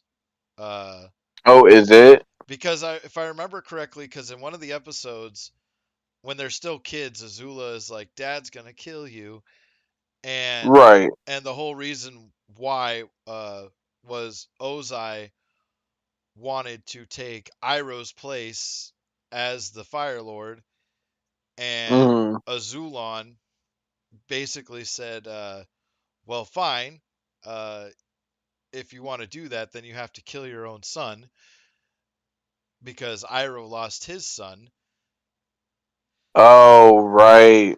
Yeah, and so uh, that's when he banished Ozai banished Zuko and Azula's mom instead. So, because she said she would leave and never return in exchange for Zuko's life. Right. So, But they think she died though, right? Or she disappeared, or Yeah, they didn't know what happened to her. She was just right. gone. So, yeah, that's the connection there. But I think Zuko, being who Zuko is, he would have identified with a Cubone crying Hmm. for the loss of its mother and would have befriended Much it. like Sokka and Yes, exactly. yeah, and I think Sokka and Zuko are kind of have parallels to each other characteristic wise. Yeah, and you want to know what though? I honestly want to see like a buddy cop type thing with those two. Yeah, I could see that actually. Right? Especially because of that episode when Sokka's like, "My girlfriend turned into the moon." That's rough, buddy. Yeah. My gosh, that'd be great. But yeah, I always thought, like Zuko and Sokka were like, I don't know, two of my absolute favorite characters. Like, Definitely. uh, and yeah, those two I could just see being friends until their old ages, and Oh yeah, they'd be kind of like us, I think. I could see that. Yeah. Yeah. But anyway, so that's the connection there. And I was thinking of Marowak, he would meet it in the Earth Kingdom just because of the Zuko alone episodes. Uh, Yeah. and while he's traveling the Earth Kingdom, yeah.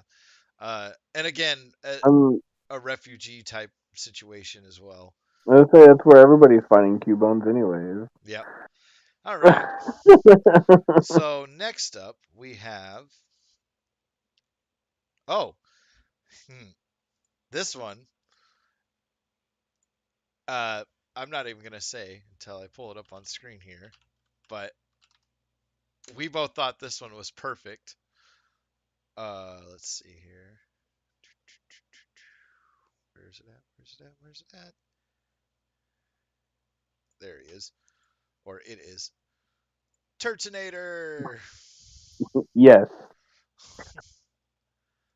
and because Turtonator is it's a a turtle dog. turtle duck, Yeah,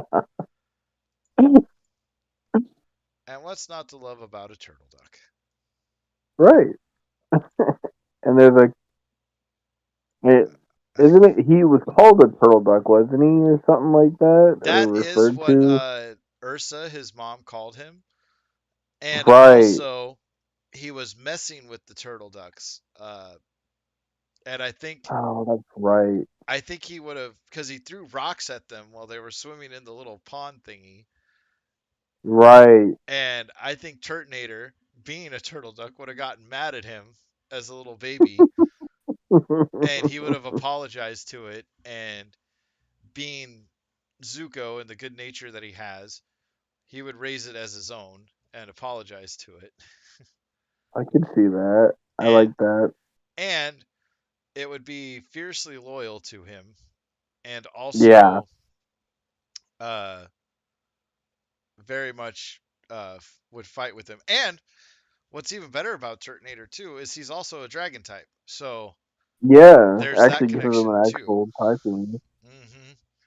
So yeah, so he didn't get a dragon type with Charizard, but he still got a dragon type. So I think it Yeah. fits the bill nicely. Then uh, who else do we have? Oh, this one. I really like this one. This one represents more of Zuko's growth, in my opinion. Trying to And remember the other. oh, you'll know it. Hisuian Arcanine.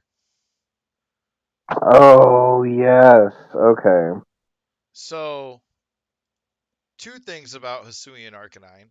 Number one, it's a dog and it's loyal. Very Uh, loyal. Yeah. so obviously there's that. But then you have the fact that it is used as a rescue animal, and uh, he rescues Katara from Azula with the lightning bending thing. And I'm trying to pull up its Pokedex because there was something else in there. Well, there's also the constant Chinese representation with Arcanine, Right. Yep. and it's supposed to represent those the guardian lions as well. Mm-hmm. And it kind of goes along with the Chinese dynasty aesthetic that the Fire Nation has. Right. And uh, it is a fire rock type.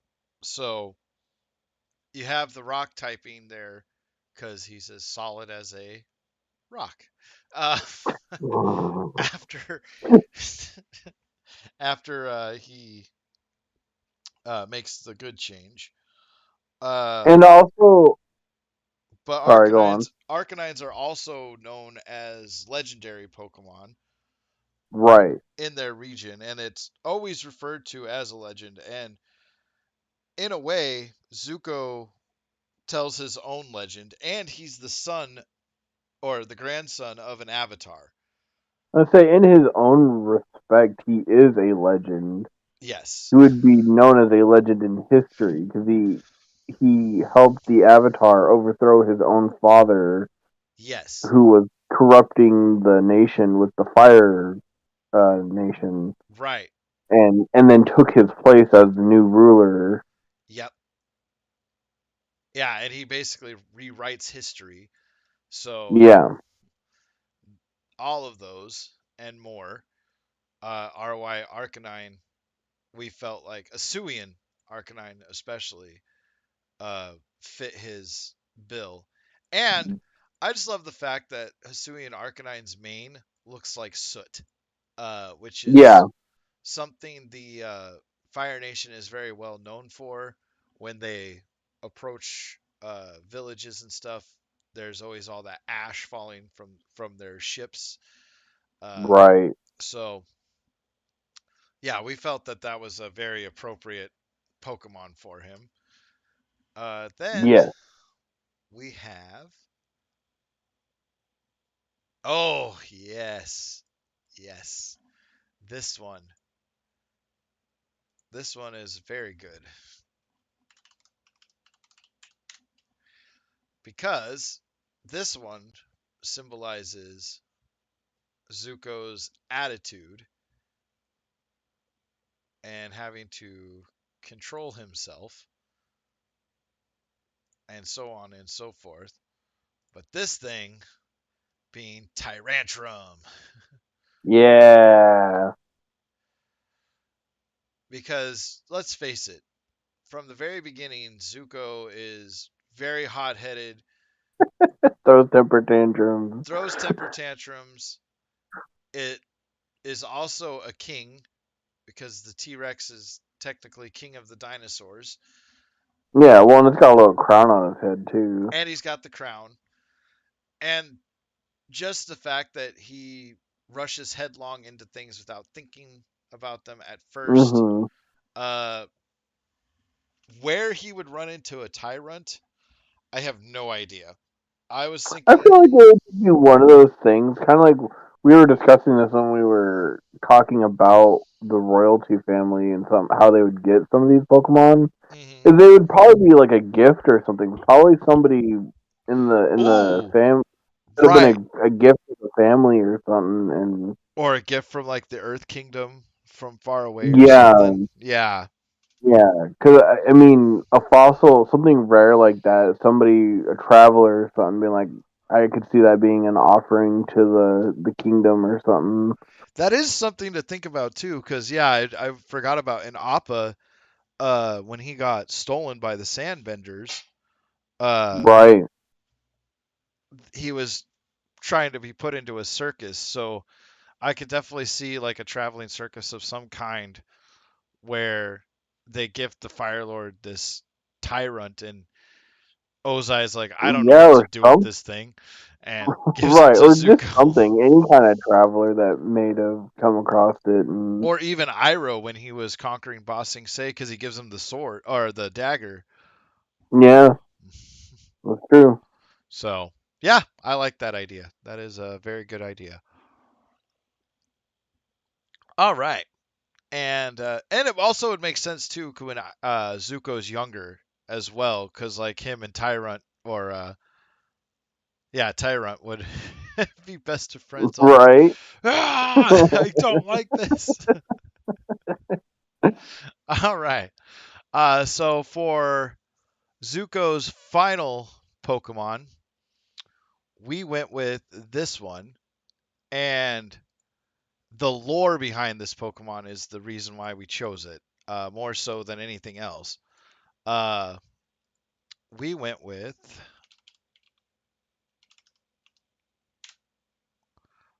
let's see if I can find it here. Yes, indeed. There you are. Volcarona. Oh, right. Because, number one, Volcarona, again, like Arcanine, is seen as a legendary uh, to the region that it's from. And it represents Zuko's fire breath, which saved Zuko from freezing to death in the Northern Water Tribe episodes, the Siege of the North. Hmm.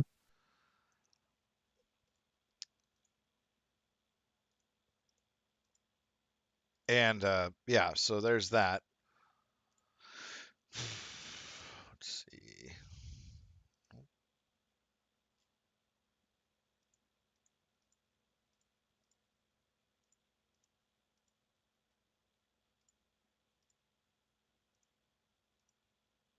That is not what I want. Go away. Did we say where he would find the Hisuian Growlithe?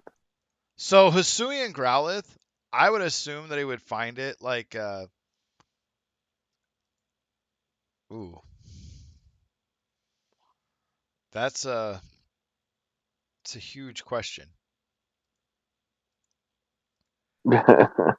I don't know where he would find it actually.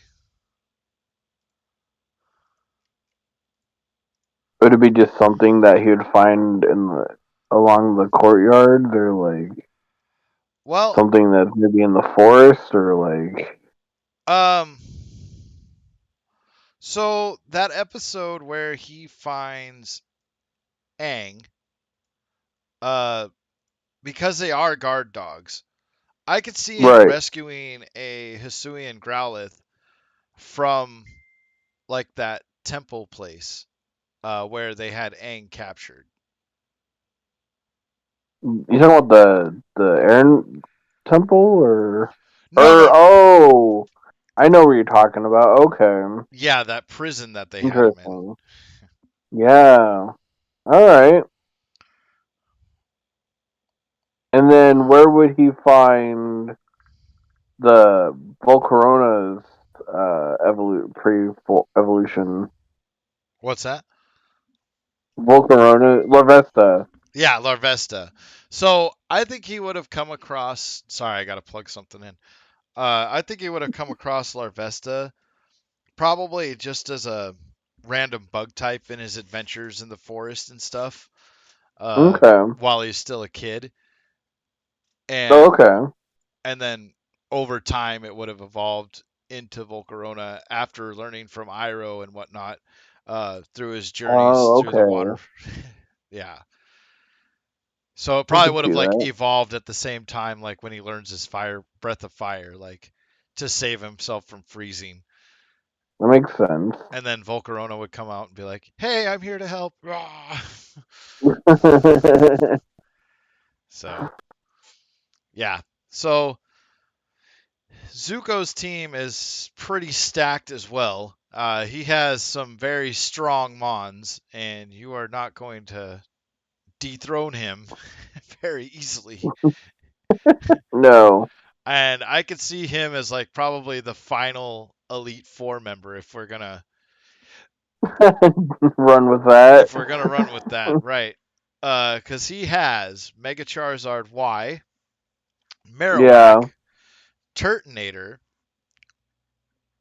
uh, Hisuian Growlithe or Arcanine, Tyrantrum, yeah. and Volcarona. That is a very powerful team. I feel like I would argue that maybe Toph would be the last when we get that far. Uh, that is a very solid argument, and not just because she's an Earthbender. Yeah.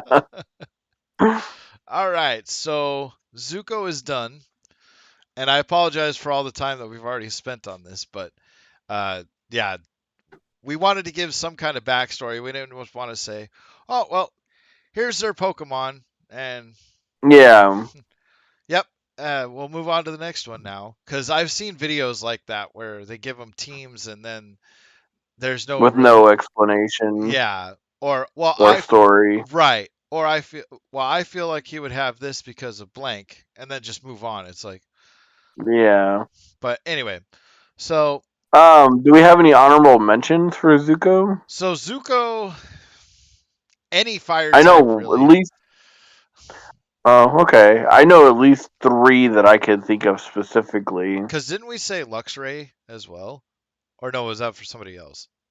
That was someone else. Okay, One of his was dual blade yes, for his Sword fighting Master, with two swords. Yeah. yep, Yamask, The other one was Yamask to represent the blue spirit. yep, And then the other one was more to represent the aesthetic of his scar on his eye was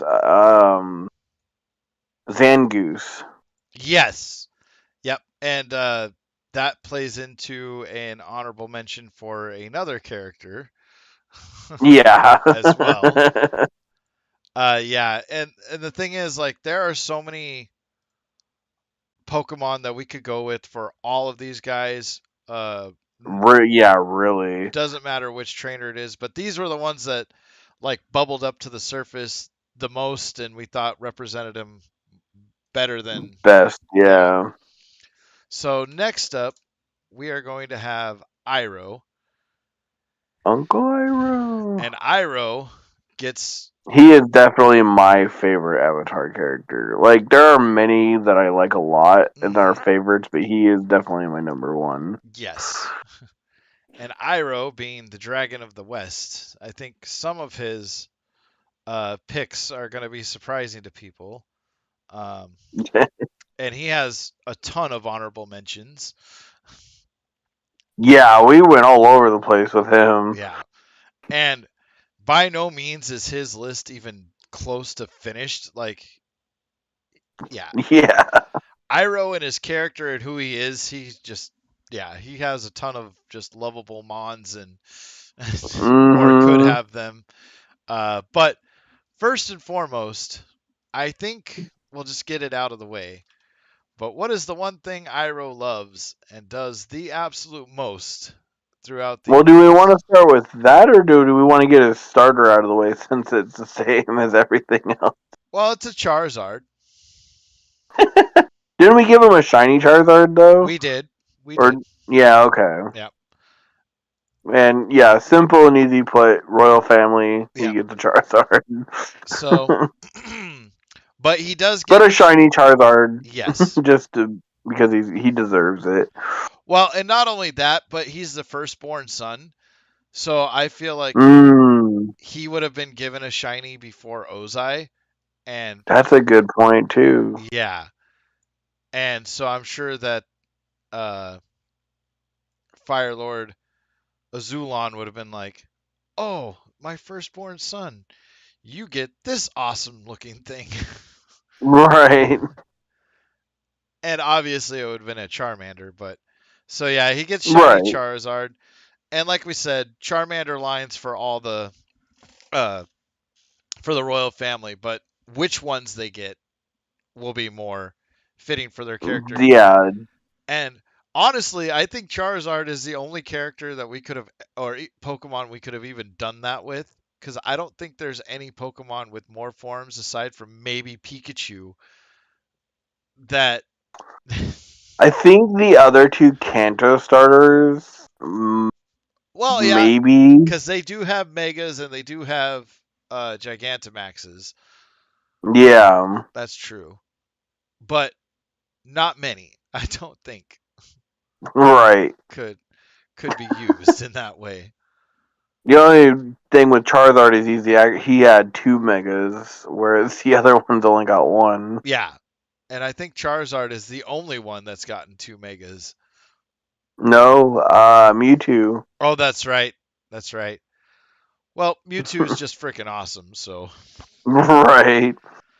So, anyways, so so yeah, so he got Charizard. okay, now for the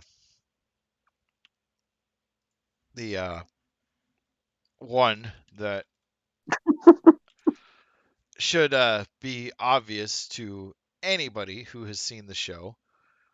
Yeah, and anybody who knows Iroh. hmm Uh, it is going to be. Where's he at here?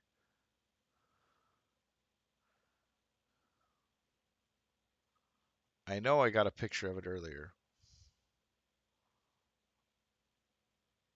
but where is it? There he is. Poltegeist. And this one should come as no surprise to anybody Yeah, because Iroh is a tea drinking master. right. And in every Tea episode, drinking just monster. about, he is making tea, talking about tea, or teaching you a lesson using tea. So, Right. so Poltegeist doesn't need much explanation. No. Uh, he would have found Poltegeist anywhere on his adventures. It doesn't really matter where. Yeah, I feel like he could have even gotten that from like traveling as a soldier and gotten a China sets and Right. yeah, he really could have found that anywhere. Or when he opened up his own tea shop and it just happened to be in there. Yeah, So, yeah, but yeah, Poltegeist, it's just Poltegeist. There's no explaining that one, or no need to very face. explain that one. Yeah, very very obvious. Yes. Now, for his next Pokemon, and these ones are kind of interchangeable, or should I say, you could go with a different Mon if you wanted to. But Well, yeah, you'll find out when we get to honorable mentions that there's a lot of ones we cycled through thinking. I chose, or we chose, or did I choose this one? I'm not sure. Electivire. I think we kind of both chose it. I understand. You came thought of it really, and then I agreed. Right. Okay. So Electivire because of firebending secondary, or if you want to call it subbending, uh, being able to bend Hmm. lightning. We wanted something that represented that, and Electivire and Iroh, like big, tough, strong, just Right. oh Solid built. yeah, and Yeah. and hits like a tank. So we figured Electivire fit the bill for Iroh super well. And where do you think he'd get an Electkid? So Or would he get Electabuzz? Elekid or Electabuzz, I think.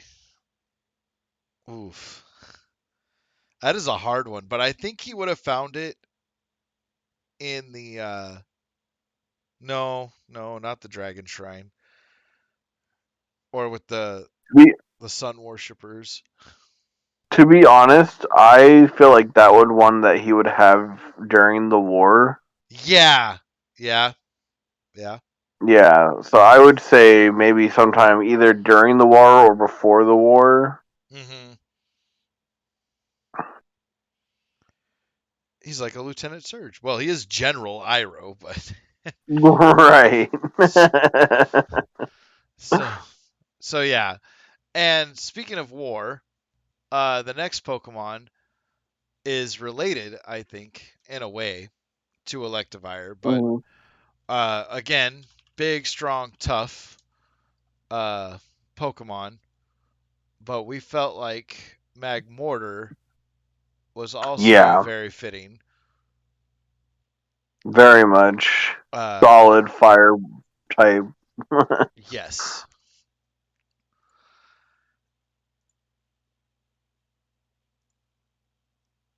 Nope. Nope. Darn it. Not that one.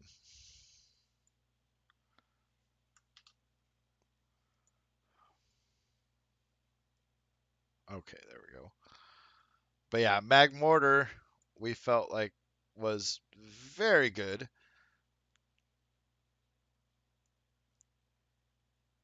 And yeah. Do you have more reasons as to why you think he's good? Well, Magmortar has the cannons on his arms. He has fire breath. Mm-hmm. Um, obviously, he's going to be a tough as nails, like breakthrough, uh, break through your defenses type. And I think Iroh, before he lost his son, I think he would have been a lot like Zuko. Uh, Right. very headstrong, and as a general, strength is power.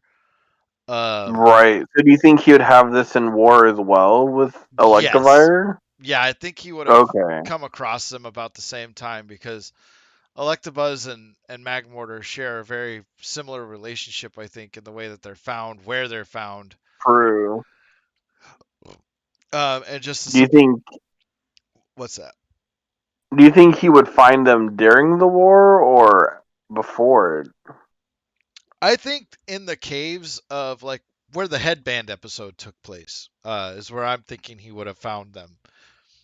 Uh, Okay, interesting. yeah, because I think of it like the Seafoam Islands, where you find Electabuzz and Magmortar, depending on the version, I think it is, in red and blue. Mm-hmm.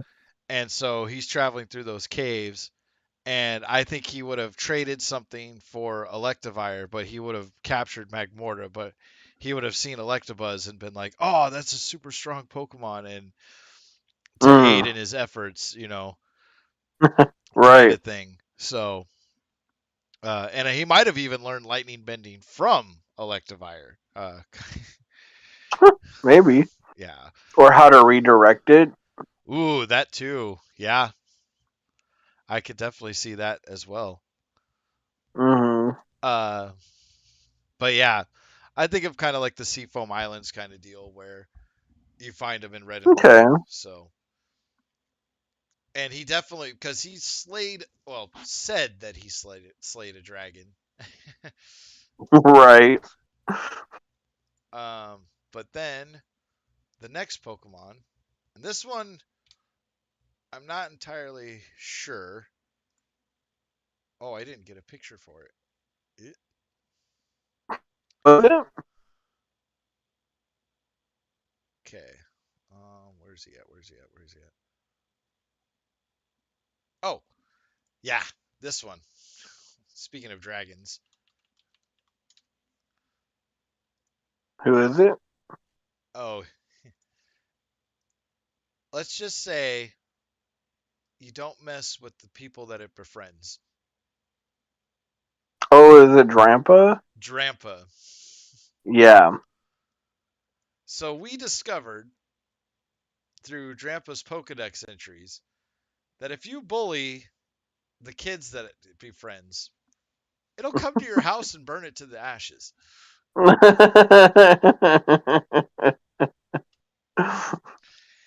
And I think Iroh would have found Drampa after he lost his son, and Yeah, probably. almost like a spiritual thing, they would have connected. Yeah, And definitely. now that Zuko, or not Zuko, but now that Iroh is taking care of Zuko, if you mess with Zuko, Iroh will come and mess your stuff up. Right. And also, like, just, because he's supposed to be the Dragon of the West, Grandpa the Dragon. Hmm. And also, he kind of has that, like, father, kind of almost grandfatherly like Right. atmosphere, and Grandpa's very much a old Drampa, Yeah. Pokemon. Yes. And yeah, Drampa has that very sagely wisdom, like he's seen a thousand things and knows a thousand things, and I think Right. him and Iroh would connect on that level too. Um, so yeah, just the dragon connection, Drampa being fiercely protective of those that it likes or loves, even though he barely just met you. Um, if you remember that tea scene with Toph, Yeah. not that I love you, I just met you. But anyway, and then who was the next Pokemon that we were gonna use here? Oh, and how can we forget this Pokemon? And do we want to give it the Gigantamax form or just normal? I don't remember who it is. Well, it eats a lot and it blocks your path Oh. Um. in the Gen 1 games, anyway. Right. I'm trying to remember the other Pokemon we gave him now. If It was any of them would Armor be. Rogue No, from no, Sun. no. The ones that we already gave him. Oh, we gave him Electivire, Magmortar, Right. Right. Poltegeist, Shiny Oh, okay. Charizard. So none of them besides. Yeah. I would say maybe we can give that the Gigantamax. Okay, so I'll find an image of that later This is because the last one, right? this is his last Mon. Yeah. Yeah. Okay. Um. Yeah, and this team is very strange, but Snorlax. I mean, what's the one thing Iroh always talks? He's always eating. He's got a full belly. He's like, Yeah. I've got the stomach is your sea of chi, but in my case, it's like a vast ocean. Uh,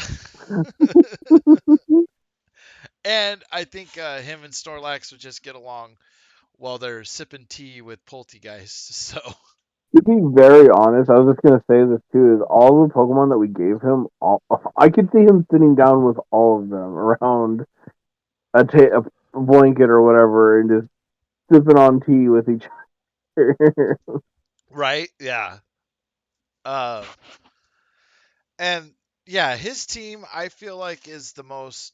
It's not balanced by any means because you have two normal No, types, you have two fire types,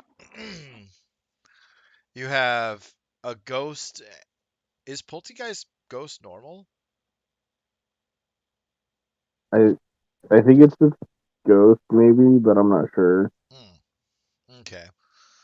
And then you have an electric and a fire. And It might be Ghost Fairy, maybe. ooh, okay.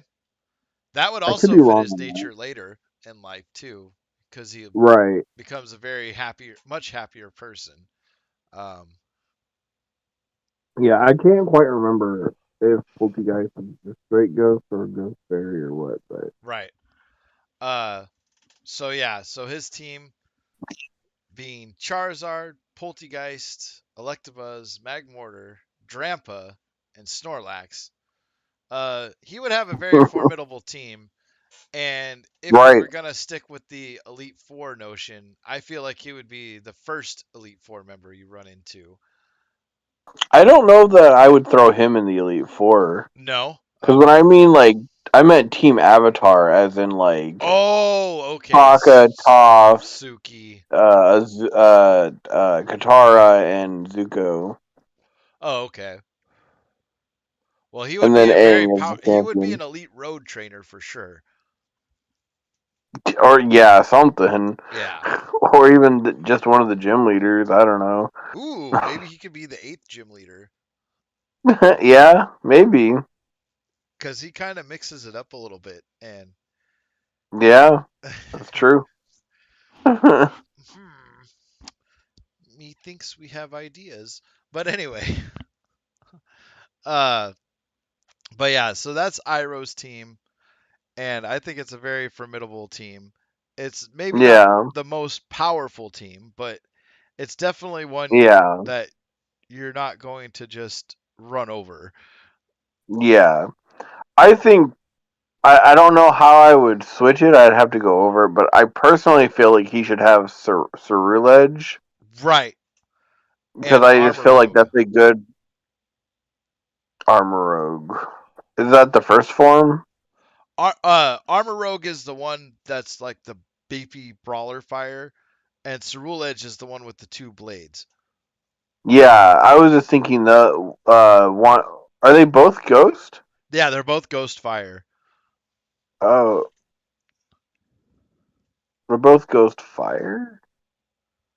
if I remember right. I know Cerulege is ghost fire. I thought one was psychic fire or something like that. Maybe it is psychic.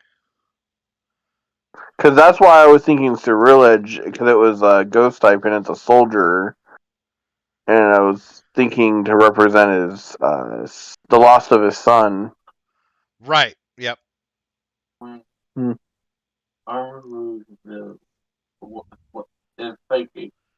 Okay. Okay, so Yeah, psychic I fire just and got the confirmation that it's fire psychic. okay. Shout out to Shadow for the Yeah, I just got some shadow information yes. from the shadows. Yes. All right. And then there were some other honorable mentions, but I can't remember what they were. One was well, I know we were trying to think of like a Pokemon that you could make tea with. But if you got any ideas on like like a grass Pokemon that you'd be able to make tea with, like totally let me know because I was wanting to find something for that, but I just came up with nothing. Mm-hmm. Um, but I know another one was Dragonite. Mm-hmm. Okay, yeah. Just kind of has that again that like solid but but kind of comforting kind of atmosphere, Right. And it also kind of learns like thunder type moves, so or right, and lightning him moves. being the whole dragon. Right. And then another one I didn't think of till later that I think I would think is worth pointing out that I could see him with is slacking, Right. especially after he like works out and stuff, and Mm-hmm. because Slacking likes to slack around and lay around, but he's not. He's very strong. Right. He's a freaking gorilla. Yep. And then next up we have Suki. Yes. Now, when Now we is she? Are we still? Is she going to be our last one, and then we do a part two, or? well, if you feel like you can keep going, I can keep going. Okay, I just know you said something about possibly needing to cut it in half because you didn't know if you could Right. Yeah, it's just there's keep going. so many. So many Pokemon.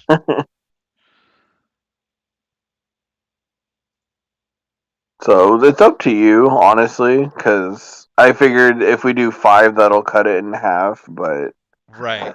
Um if you want to keep going, we can keep going. yeah, we'll just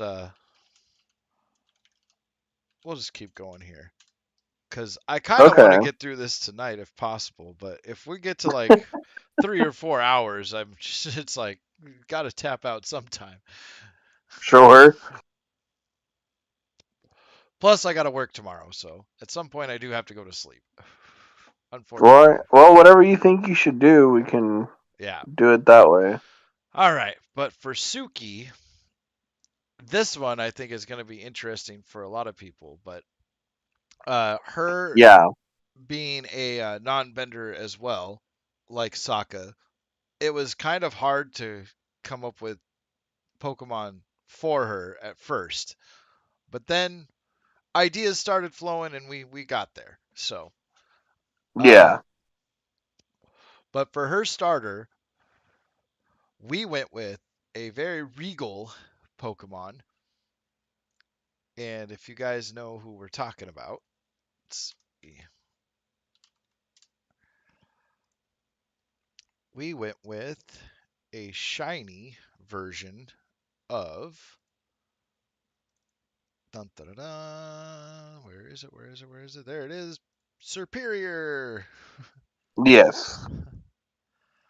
So, Superior being a very regal Pokemon, and the fact that what's the word I'm looking for? The fact that Superior is a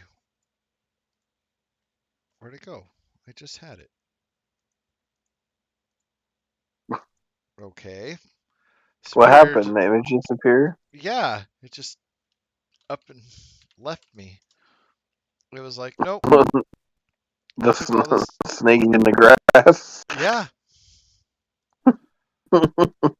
I don't know why you decided to hide, but all right. But I went with the shiny form to match with the aesthetic of the Kyoshi Warriors outfits. And it's not only that, but it's also a very regal Pokemon. And I felt like it matched up with Kyoshi's attitude and more specifically, uh, Suki's attitude, especially when it came to Sokka, because Sokka only wanted to treat her like a girl. And she's like, well, I am a girl, but I'm also a warrior, so get that notion out of your head. Um, Right. and I feel like Superior is kind of the same way. People would look at it as, uh, oh, you're just a pretty looking snake, whatever. And it'd be like, yeah, and what do snakes do? They bite you, they can wrap you up, they can kill you in all kinds of different ways. And Right. and it being just a very majestic looking Pokemon while it does it, I was like, yeah, I think we were both like, yeah, that fits Suki for sure. hmm Yeah, and I think just like you were saying too, the aesthetic I think is spot on there too. Right. So that would be her starter. I feel like snakes are a very common type thing that you can find just about anywhere except for colder climates. So her finding one on hmm Kyoshi Island would not be out of the question or given one by a professor. So, Right. love Superior. Uh, and that's why we chose it for Suki. And then her next Pokemon, I can't remember. Oh, was this one to match with something that she does on a constant basis. And that is to paint her face. And one that could have easily have gone to Sokka for a very similar reason. Right. And we went with Smeargle. Yes. And Smeargle is also, and here's another, the other reason why we went with Smeargle is because Suki is very adaptable to her Right. surroundings. And one of the big things that Smeargle does is he uses Sketch, or it uses Sketch, and it can learn the moves of other Pokemon and use it against you. And their fighting Right. technique is very much that very type of thing, where hmm they use your weight to unbalance you and so on and so forth. And I think Smeargle fighting like that makes a lot of sense too. So Right. there was those two connections right there. Uh, and I think Smeargle is just an overall great Pokemon for her to have. Yeah, I think that works. So two down. And where would she get a Smeargle from? Training with the Kyoshis or like? Yeah, I have a feeling that Smeargles would probably just hang out on the island. Um, Okay. with all the paint and stuff around, they would have plenty of resources to do what they do. Right. And I'm surprised because, oh yeah, and in that episode too, when Aang's messing around with all the girls on Kyoshi Island and they're getting painted by them too. Right. So, uh, I think yeah, I think it fits. Yeah, I think that works. All right, and then her next Pokemon, which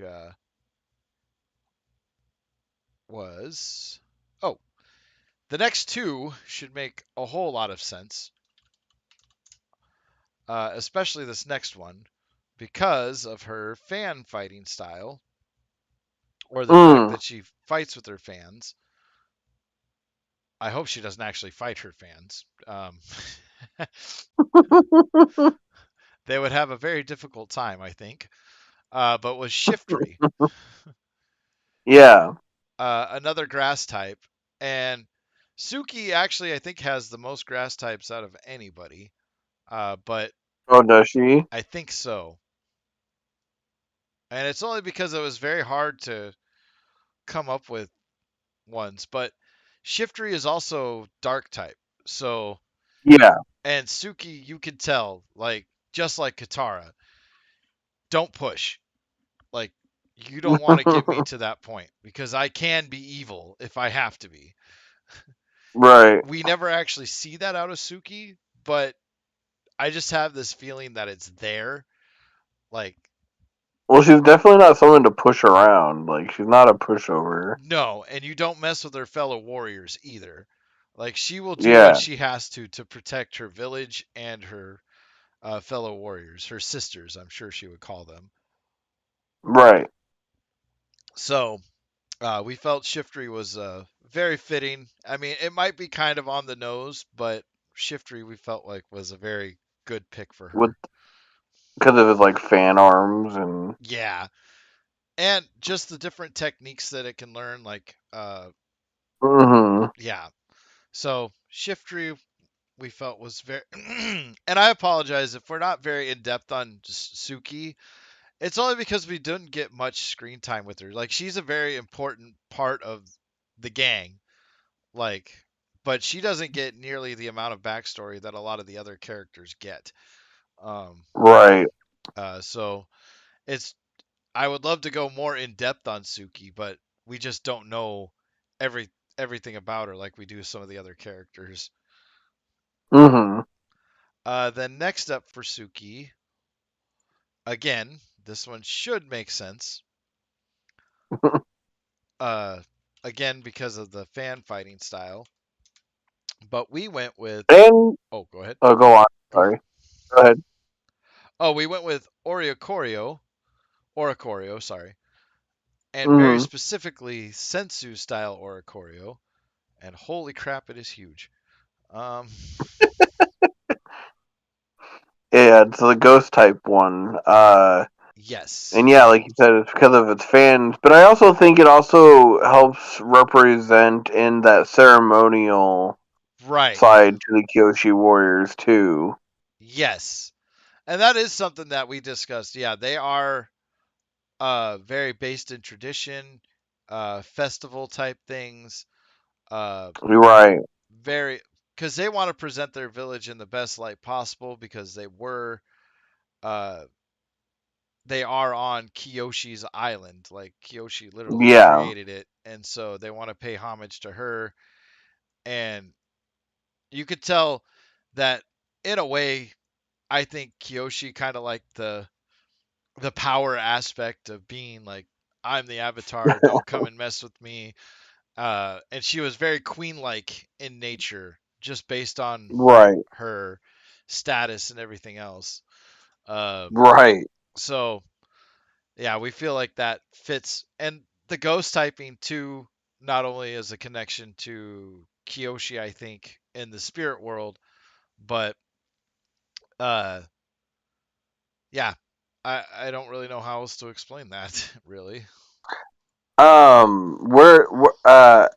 Didn't mean to jump back, but where do you think she would find Shift Tree or C Dot?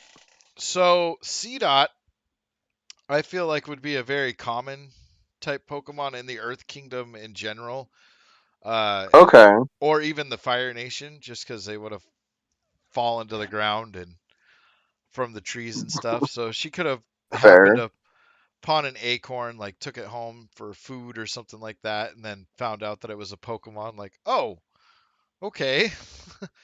And what about the Oricorio? So Or however you. Oracorio, I feel like would have been something a traveling merchant would have brought along with them. Okay.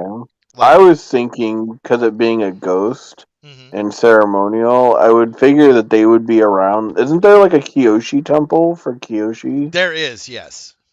I feel like I would see those around there personally, Oh, yeah, because them being spirits and being uh performing their ceremonies for Kyoshi at the temple, and right.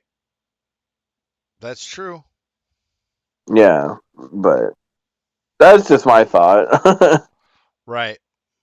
Hmm. Yeah, I like your idea too. Very, very astute. All right.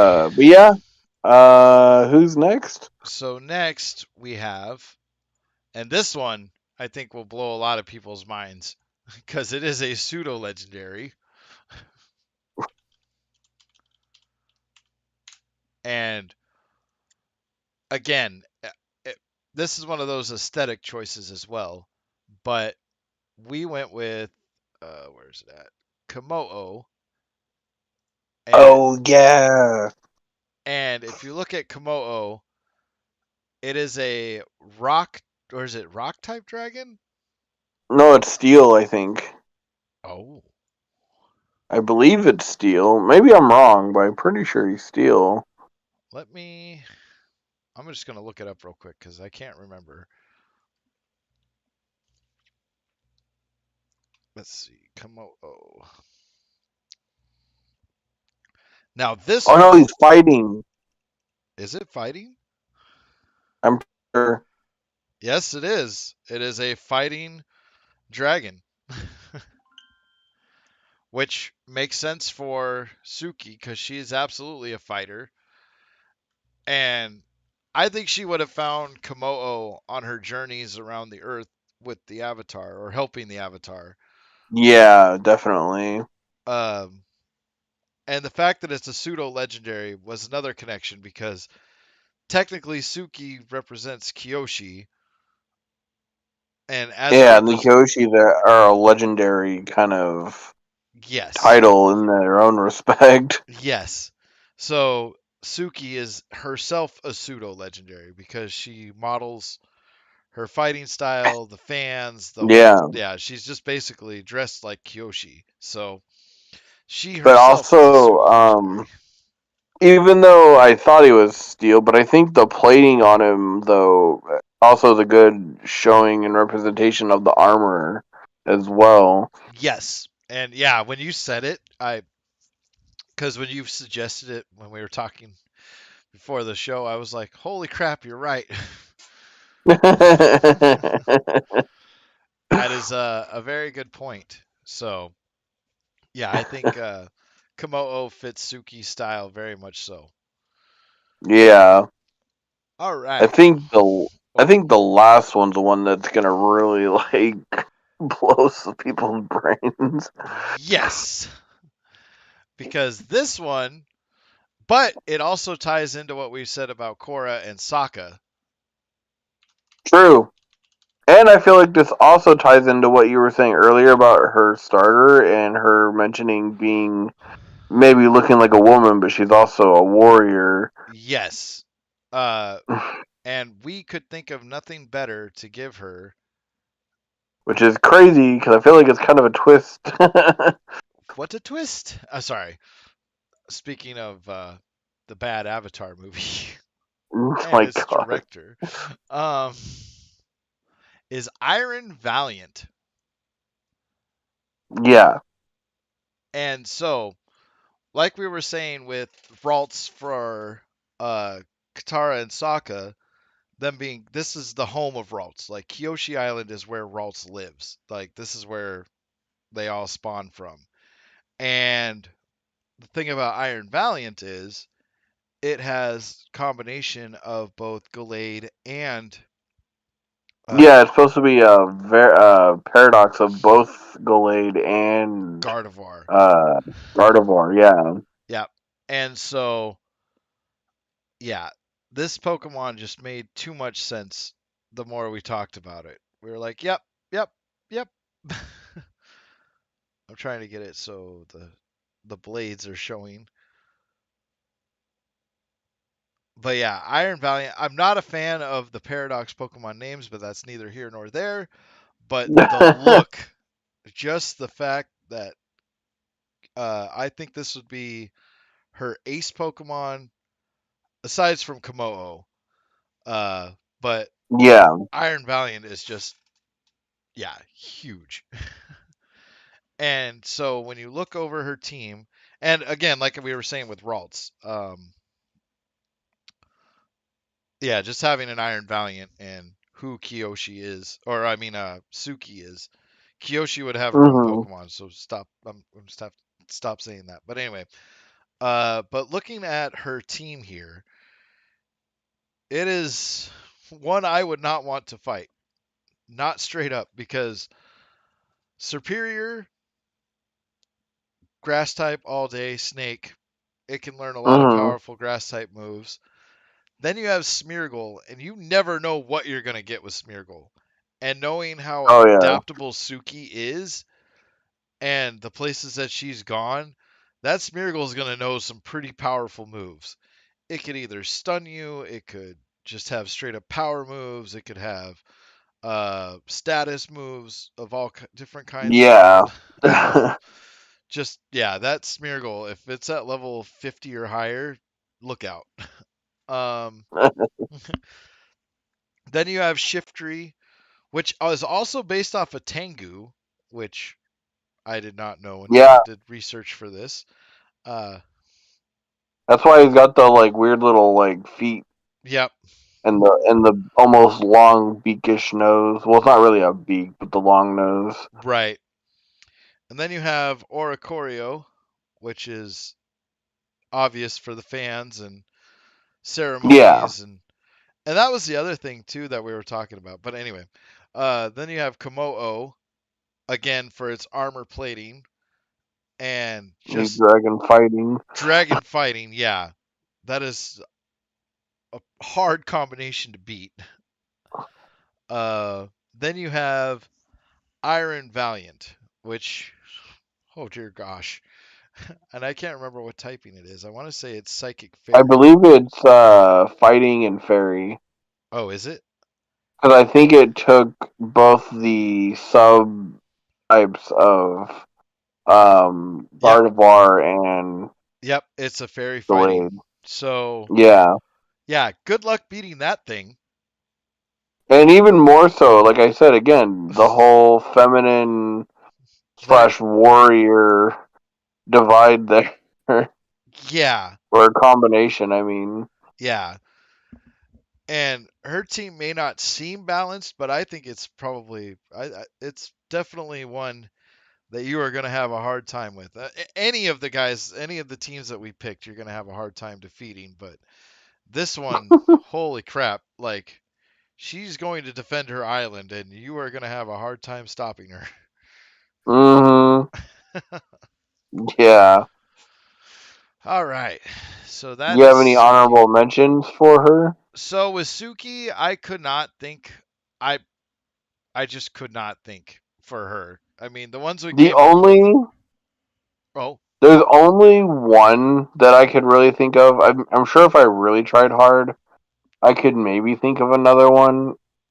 But the only major one that I could think of was just for a connection with Sokka. Also, is giving her a love disc. oh, right, right. But she has the connection with the Ralts.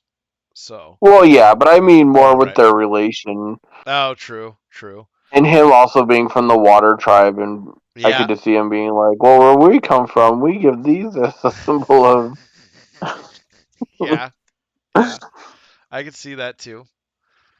Love me and my disc. Anyway,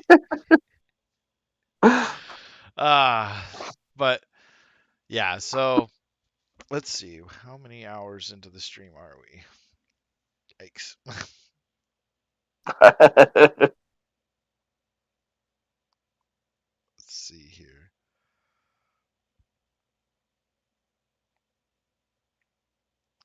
I'm just pulling it up real quick on my phone Are you because good? I do not Oh, have any other way of checking this. yikes. I could maybe also see her as a for another honorable mention for some reason. Maybe like Scyther or Scizor. Yeah, I was kind of thinking of those too.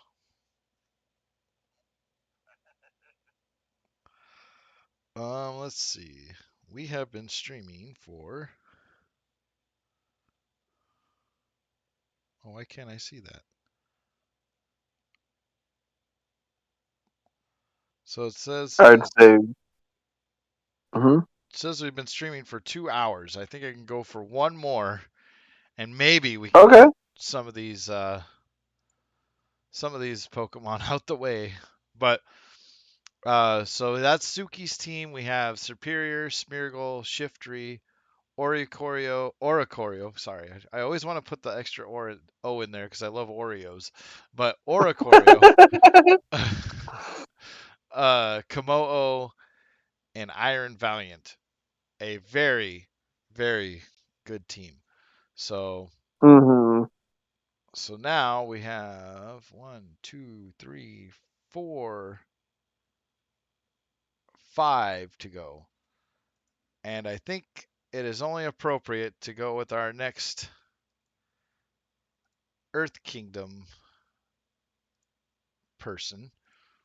Technically, it Yes. would be Azula, but she only made a cameo. She didn't actually say a line, so I'm gonna She can go. go with her sister, her sisterhood. Yes. So that leaves only one person, the strongest Earthbender who ever lived. Well, actually, it can be kind of debatable, Mm. but they never actually showed us them fighting, so we don't know who the real strongest Earthbender is.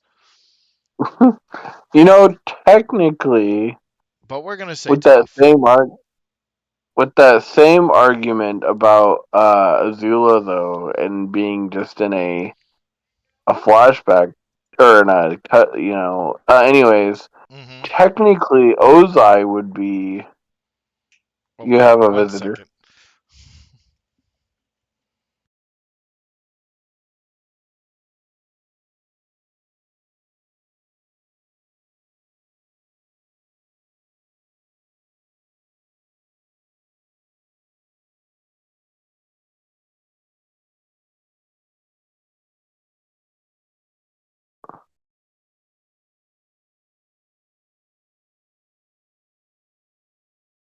Um, I thought I was gonna tell Mitchell, but Ozai technically would be another arguable candidate to be in earlier episodes. Not that that was very important, but anyways, well, I think he was talking about if Toph or Boomy was stronger. Right. That's the. I mean, it's very hard to tell. Yeah, I I would say it depends on when you're talking about too. Mm-hmm. Is Yeah. everything good on your end? Well, I think we're probably gonna have to end the stream here at Toph before we get into other Oh, Pokemon. Uh, we got some family things going on, so I do no, it's apologize. understandable. I know what you're talking about. I think I know what you're talking about at Yep. least. So Yeah, you do. Um, okay, but I no think, worries. but we got through. Oh my gosh, we got through so many though. We got through Sokka, Katara, Aang, Zuko, Iroh Iroh, and Suki. and Suki. So we got the first Yeah. six out of the 11. So we're gonna end the stream here. I do apologize, guys. I wanted to keep going, but there's just some more pressing matters going on. No, Uh, you gotta take care of family first, man. yeah, This but comes second. right. But with all that being said, thank you for joining us on this ride. I hope you like what I'm doing at the bottom of the screen here. When you watch this back, Spooks, you'll see what I'm talking about. I wish I could have. I Yeah.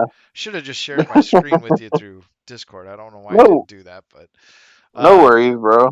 yeah. Uh, anyway, with that, we're gonna end it here. But there is a part two coming as soon as possible because I Yeah. don't want to leave it here. And if I can get on tomorrow night, like right after work, I will. If you're available, obviously, or if we got, we'll figure it out. But anyway, I'll talk to you later. But All for right. everybody else, peace out from the stream and whoop whoop.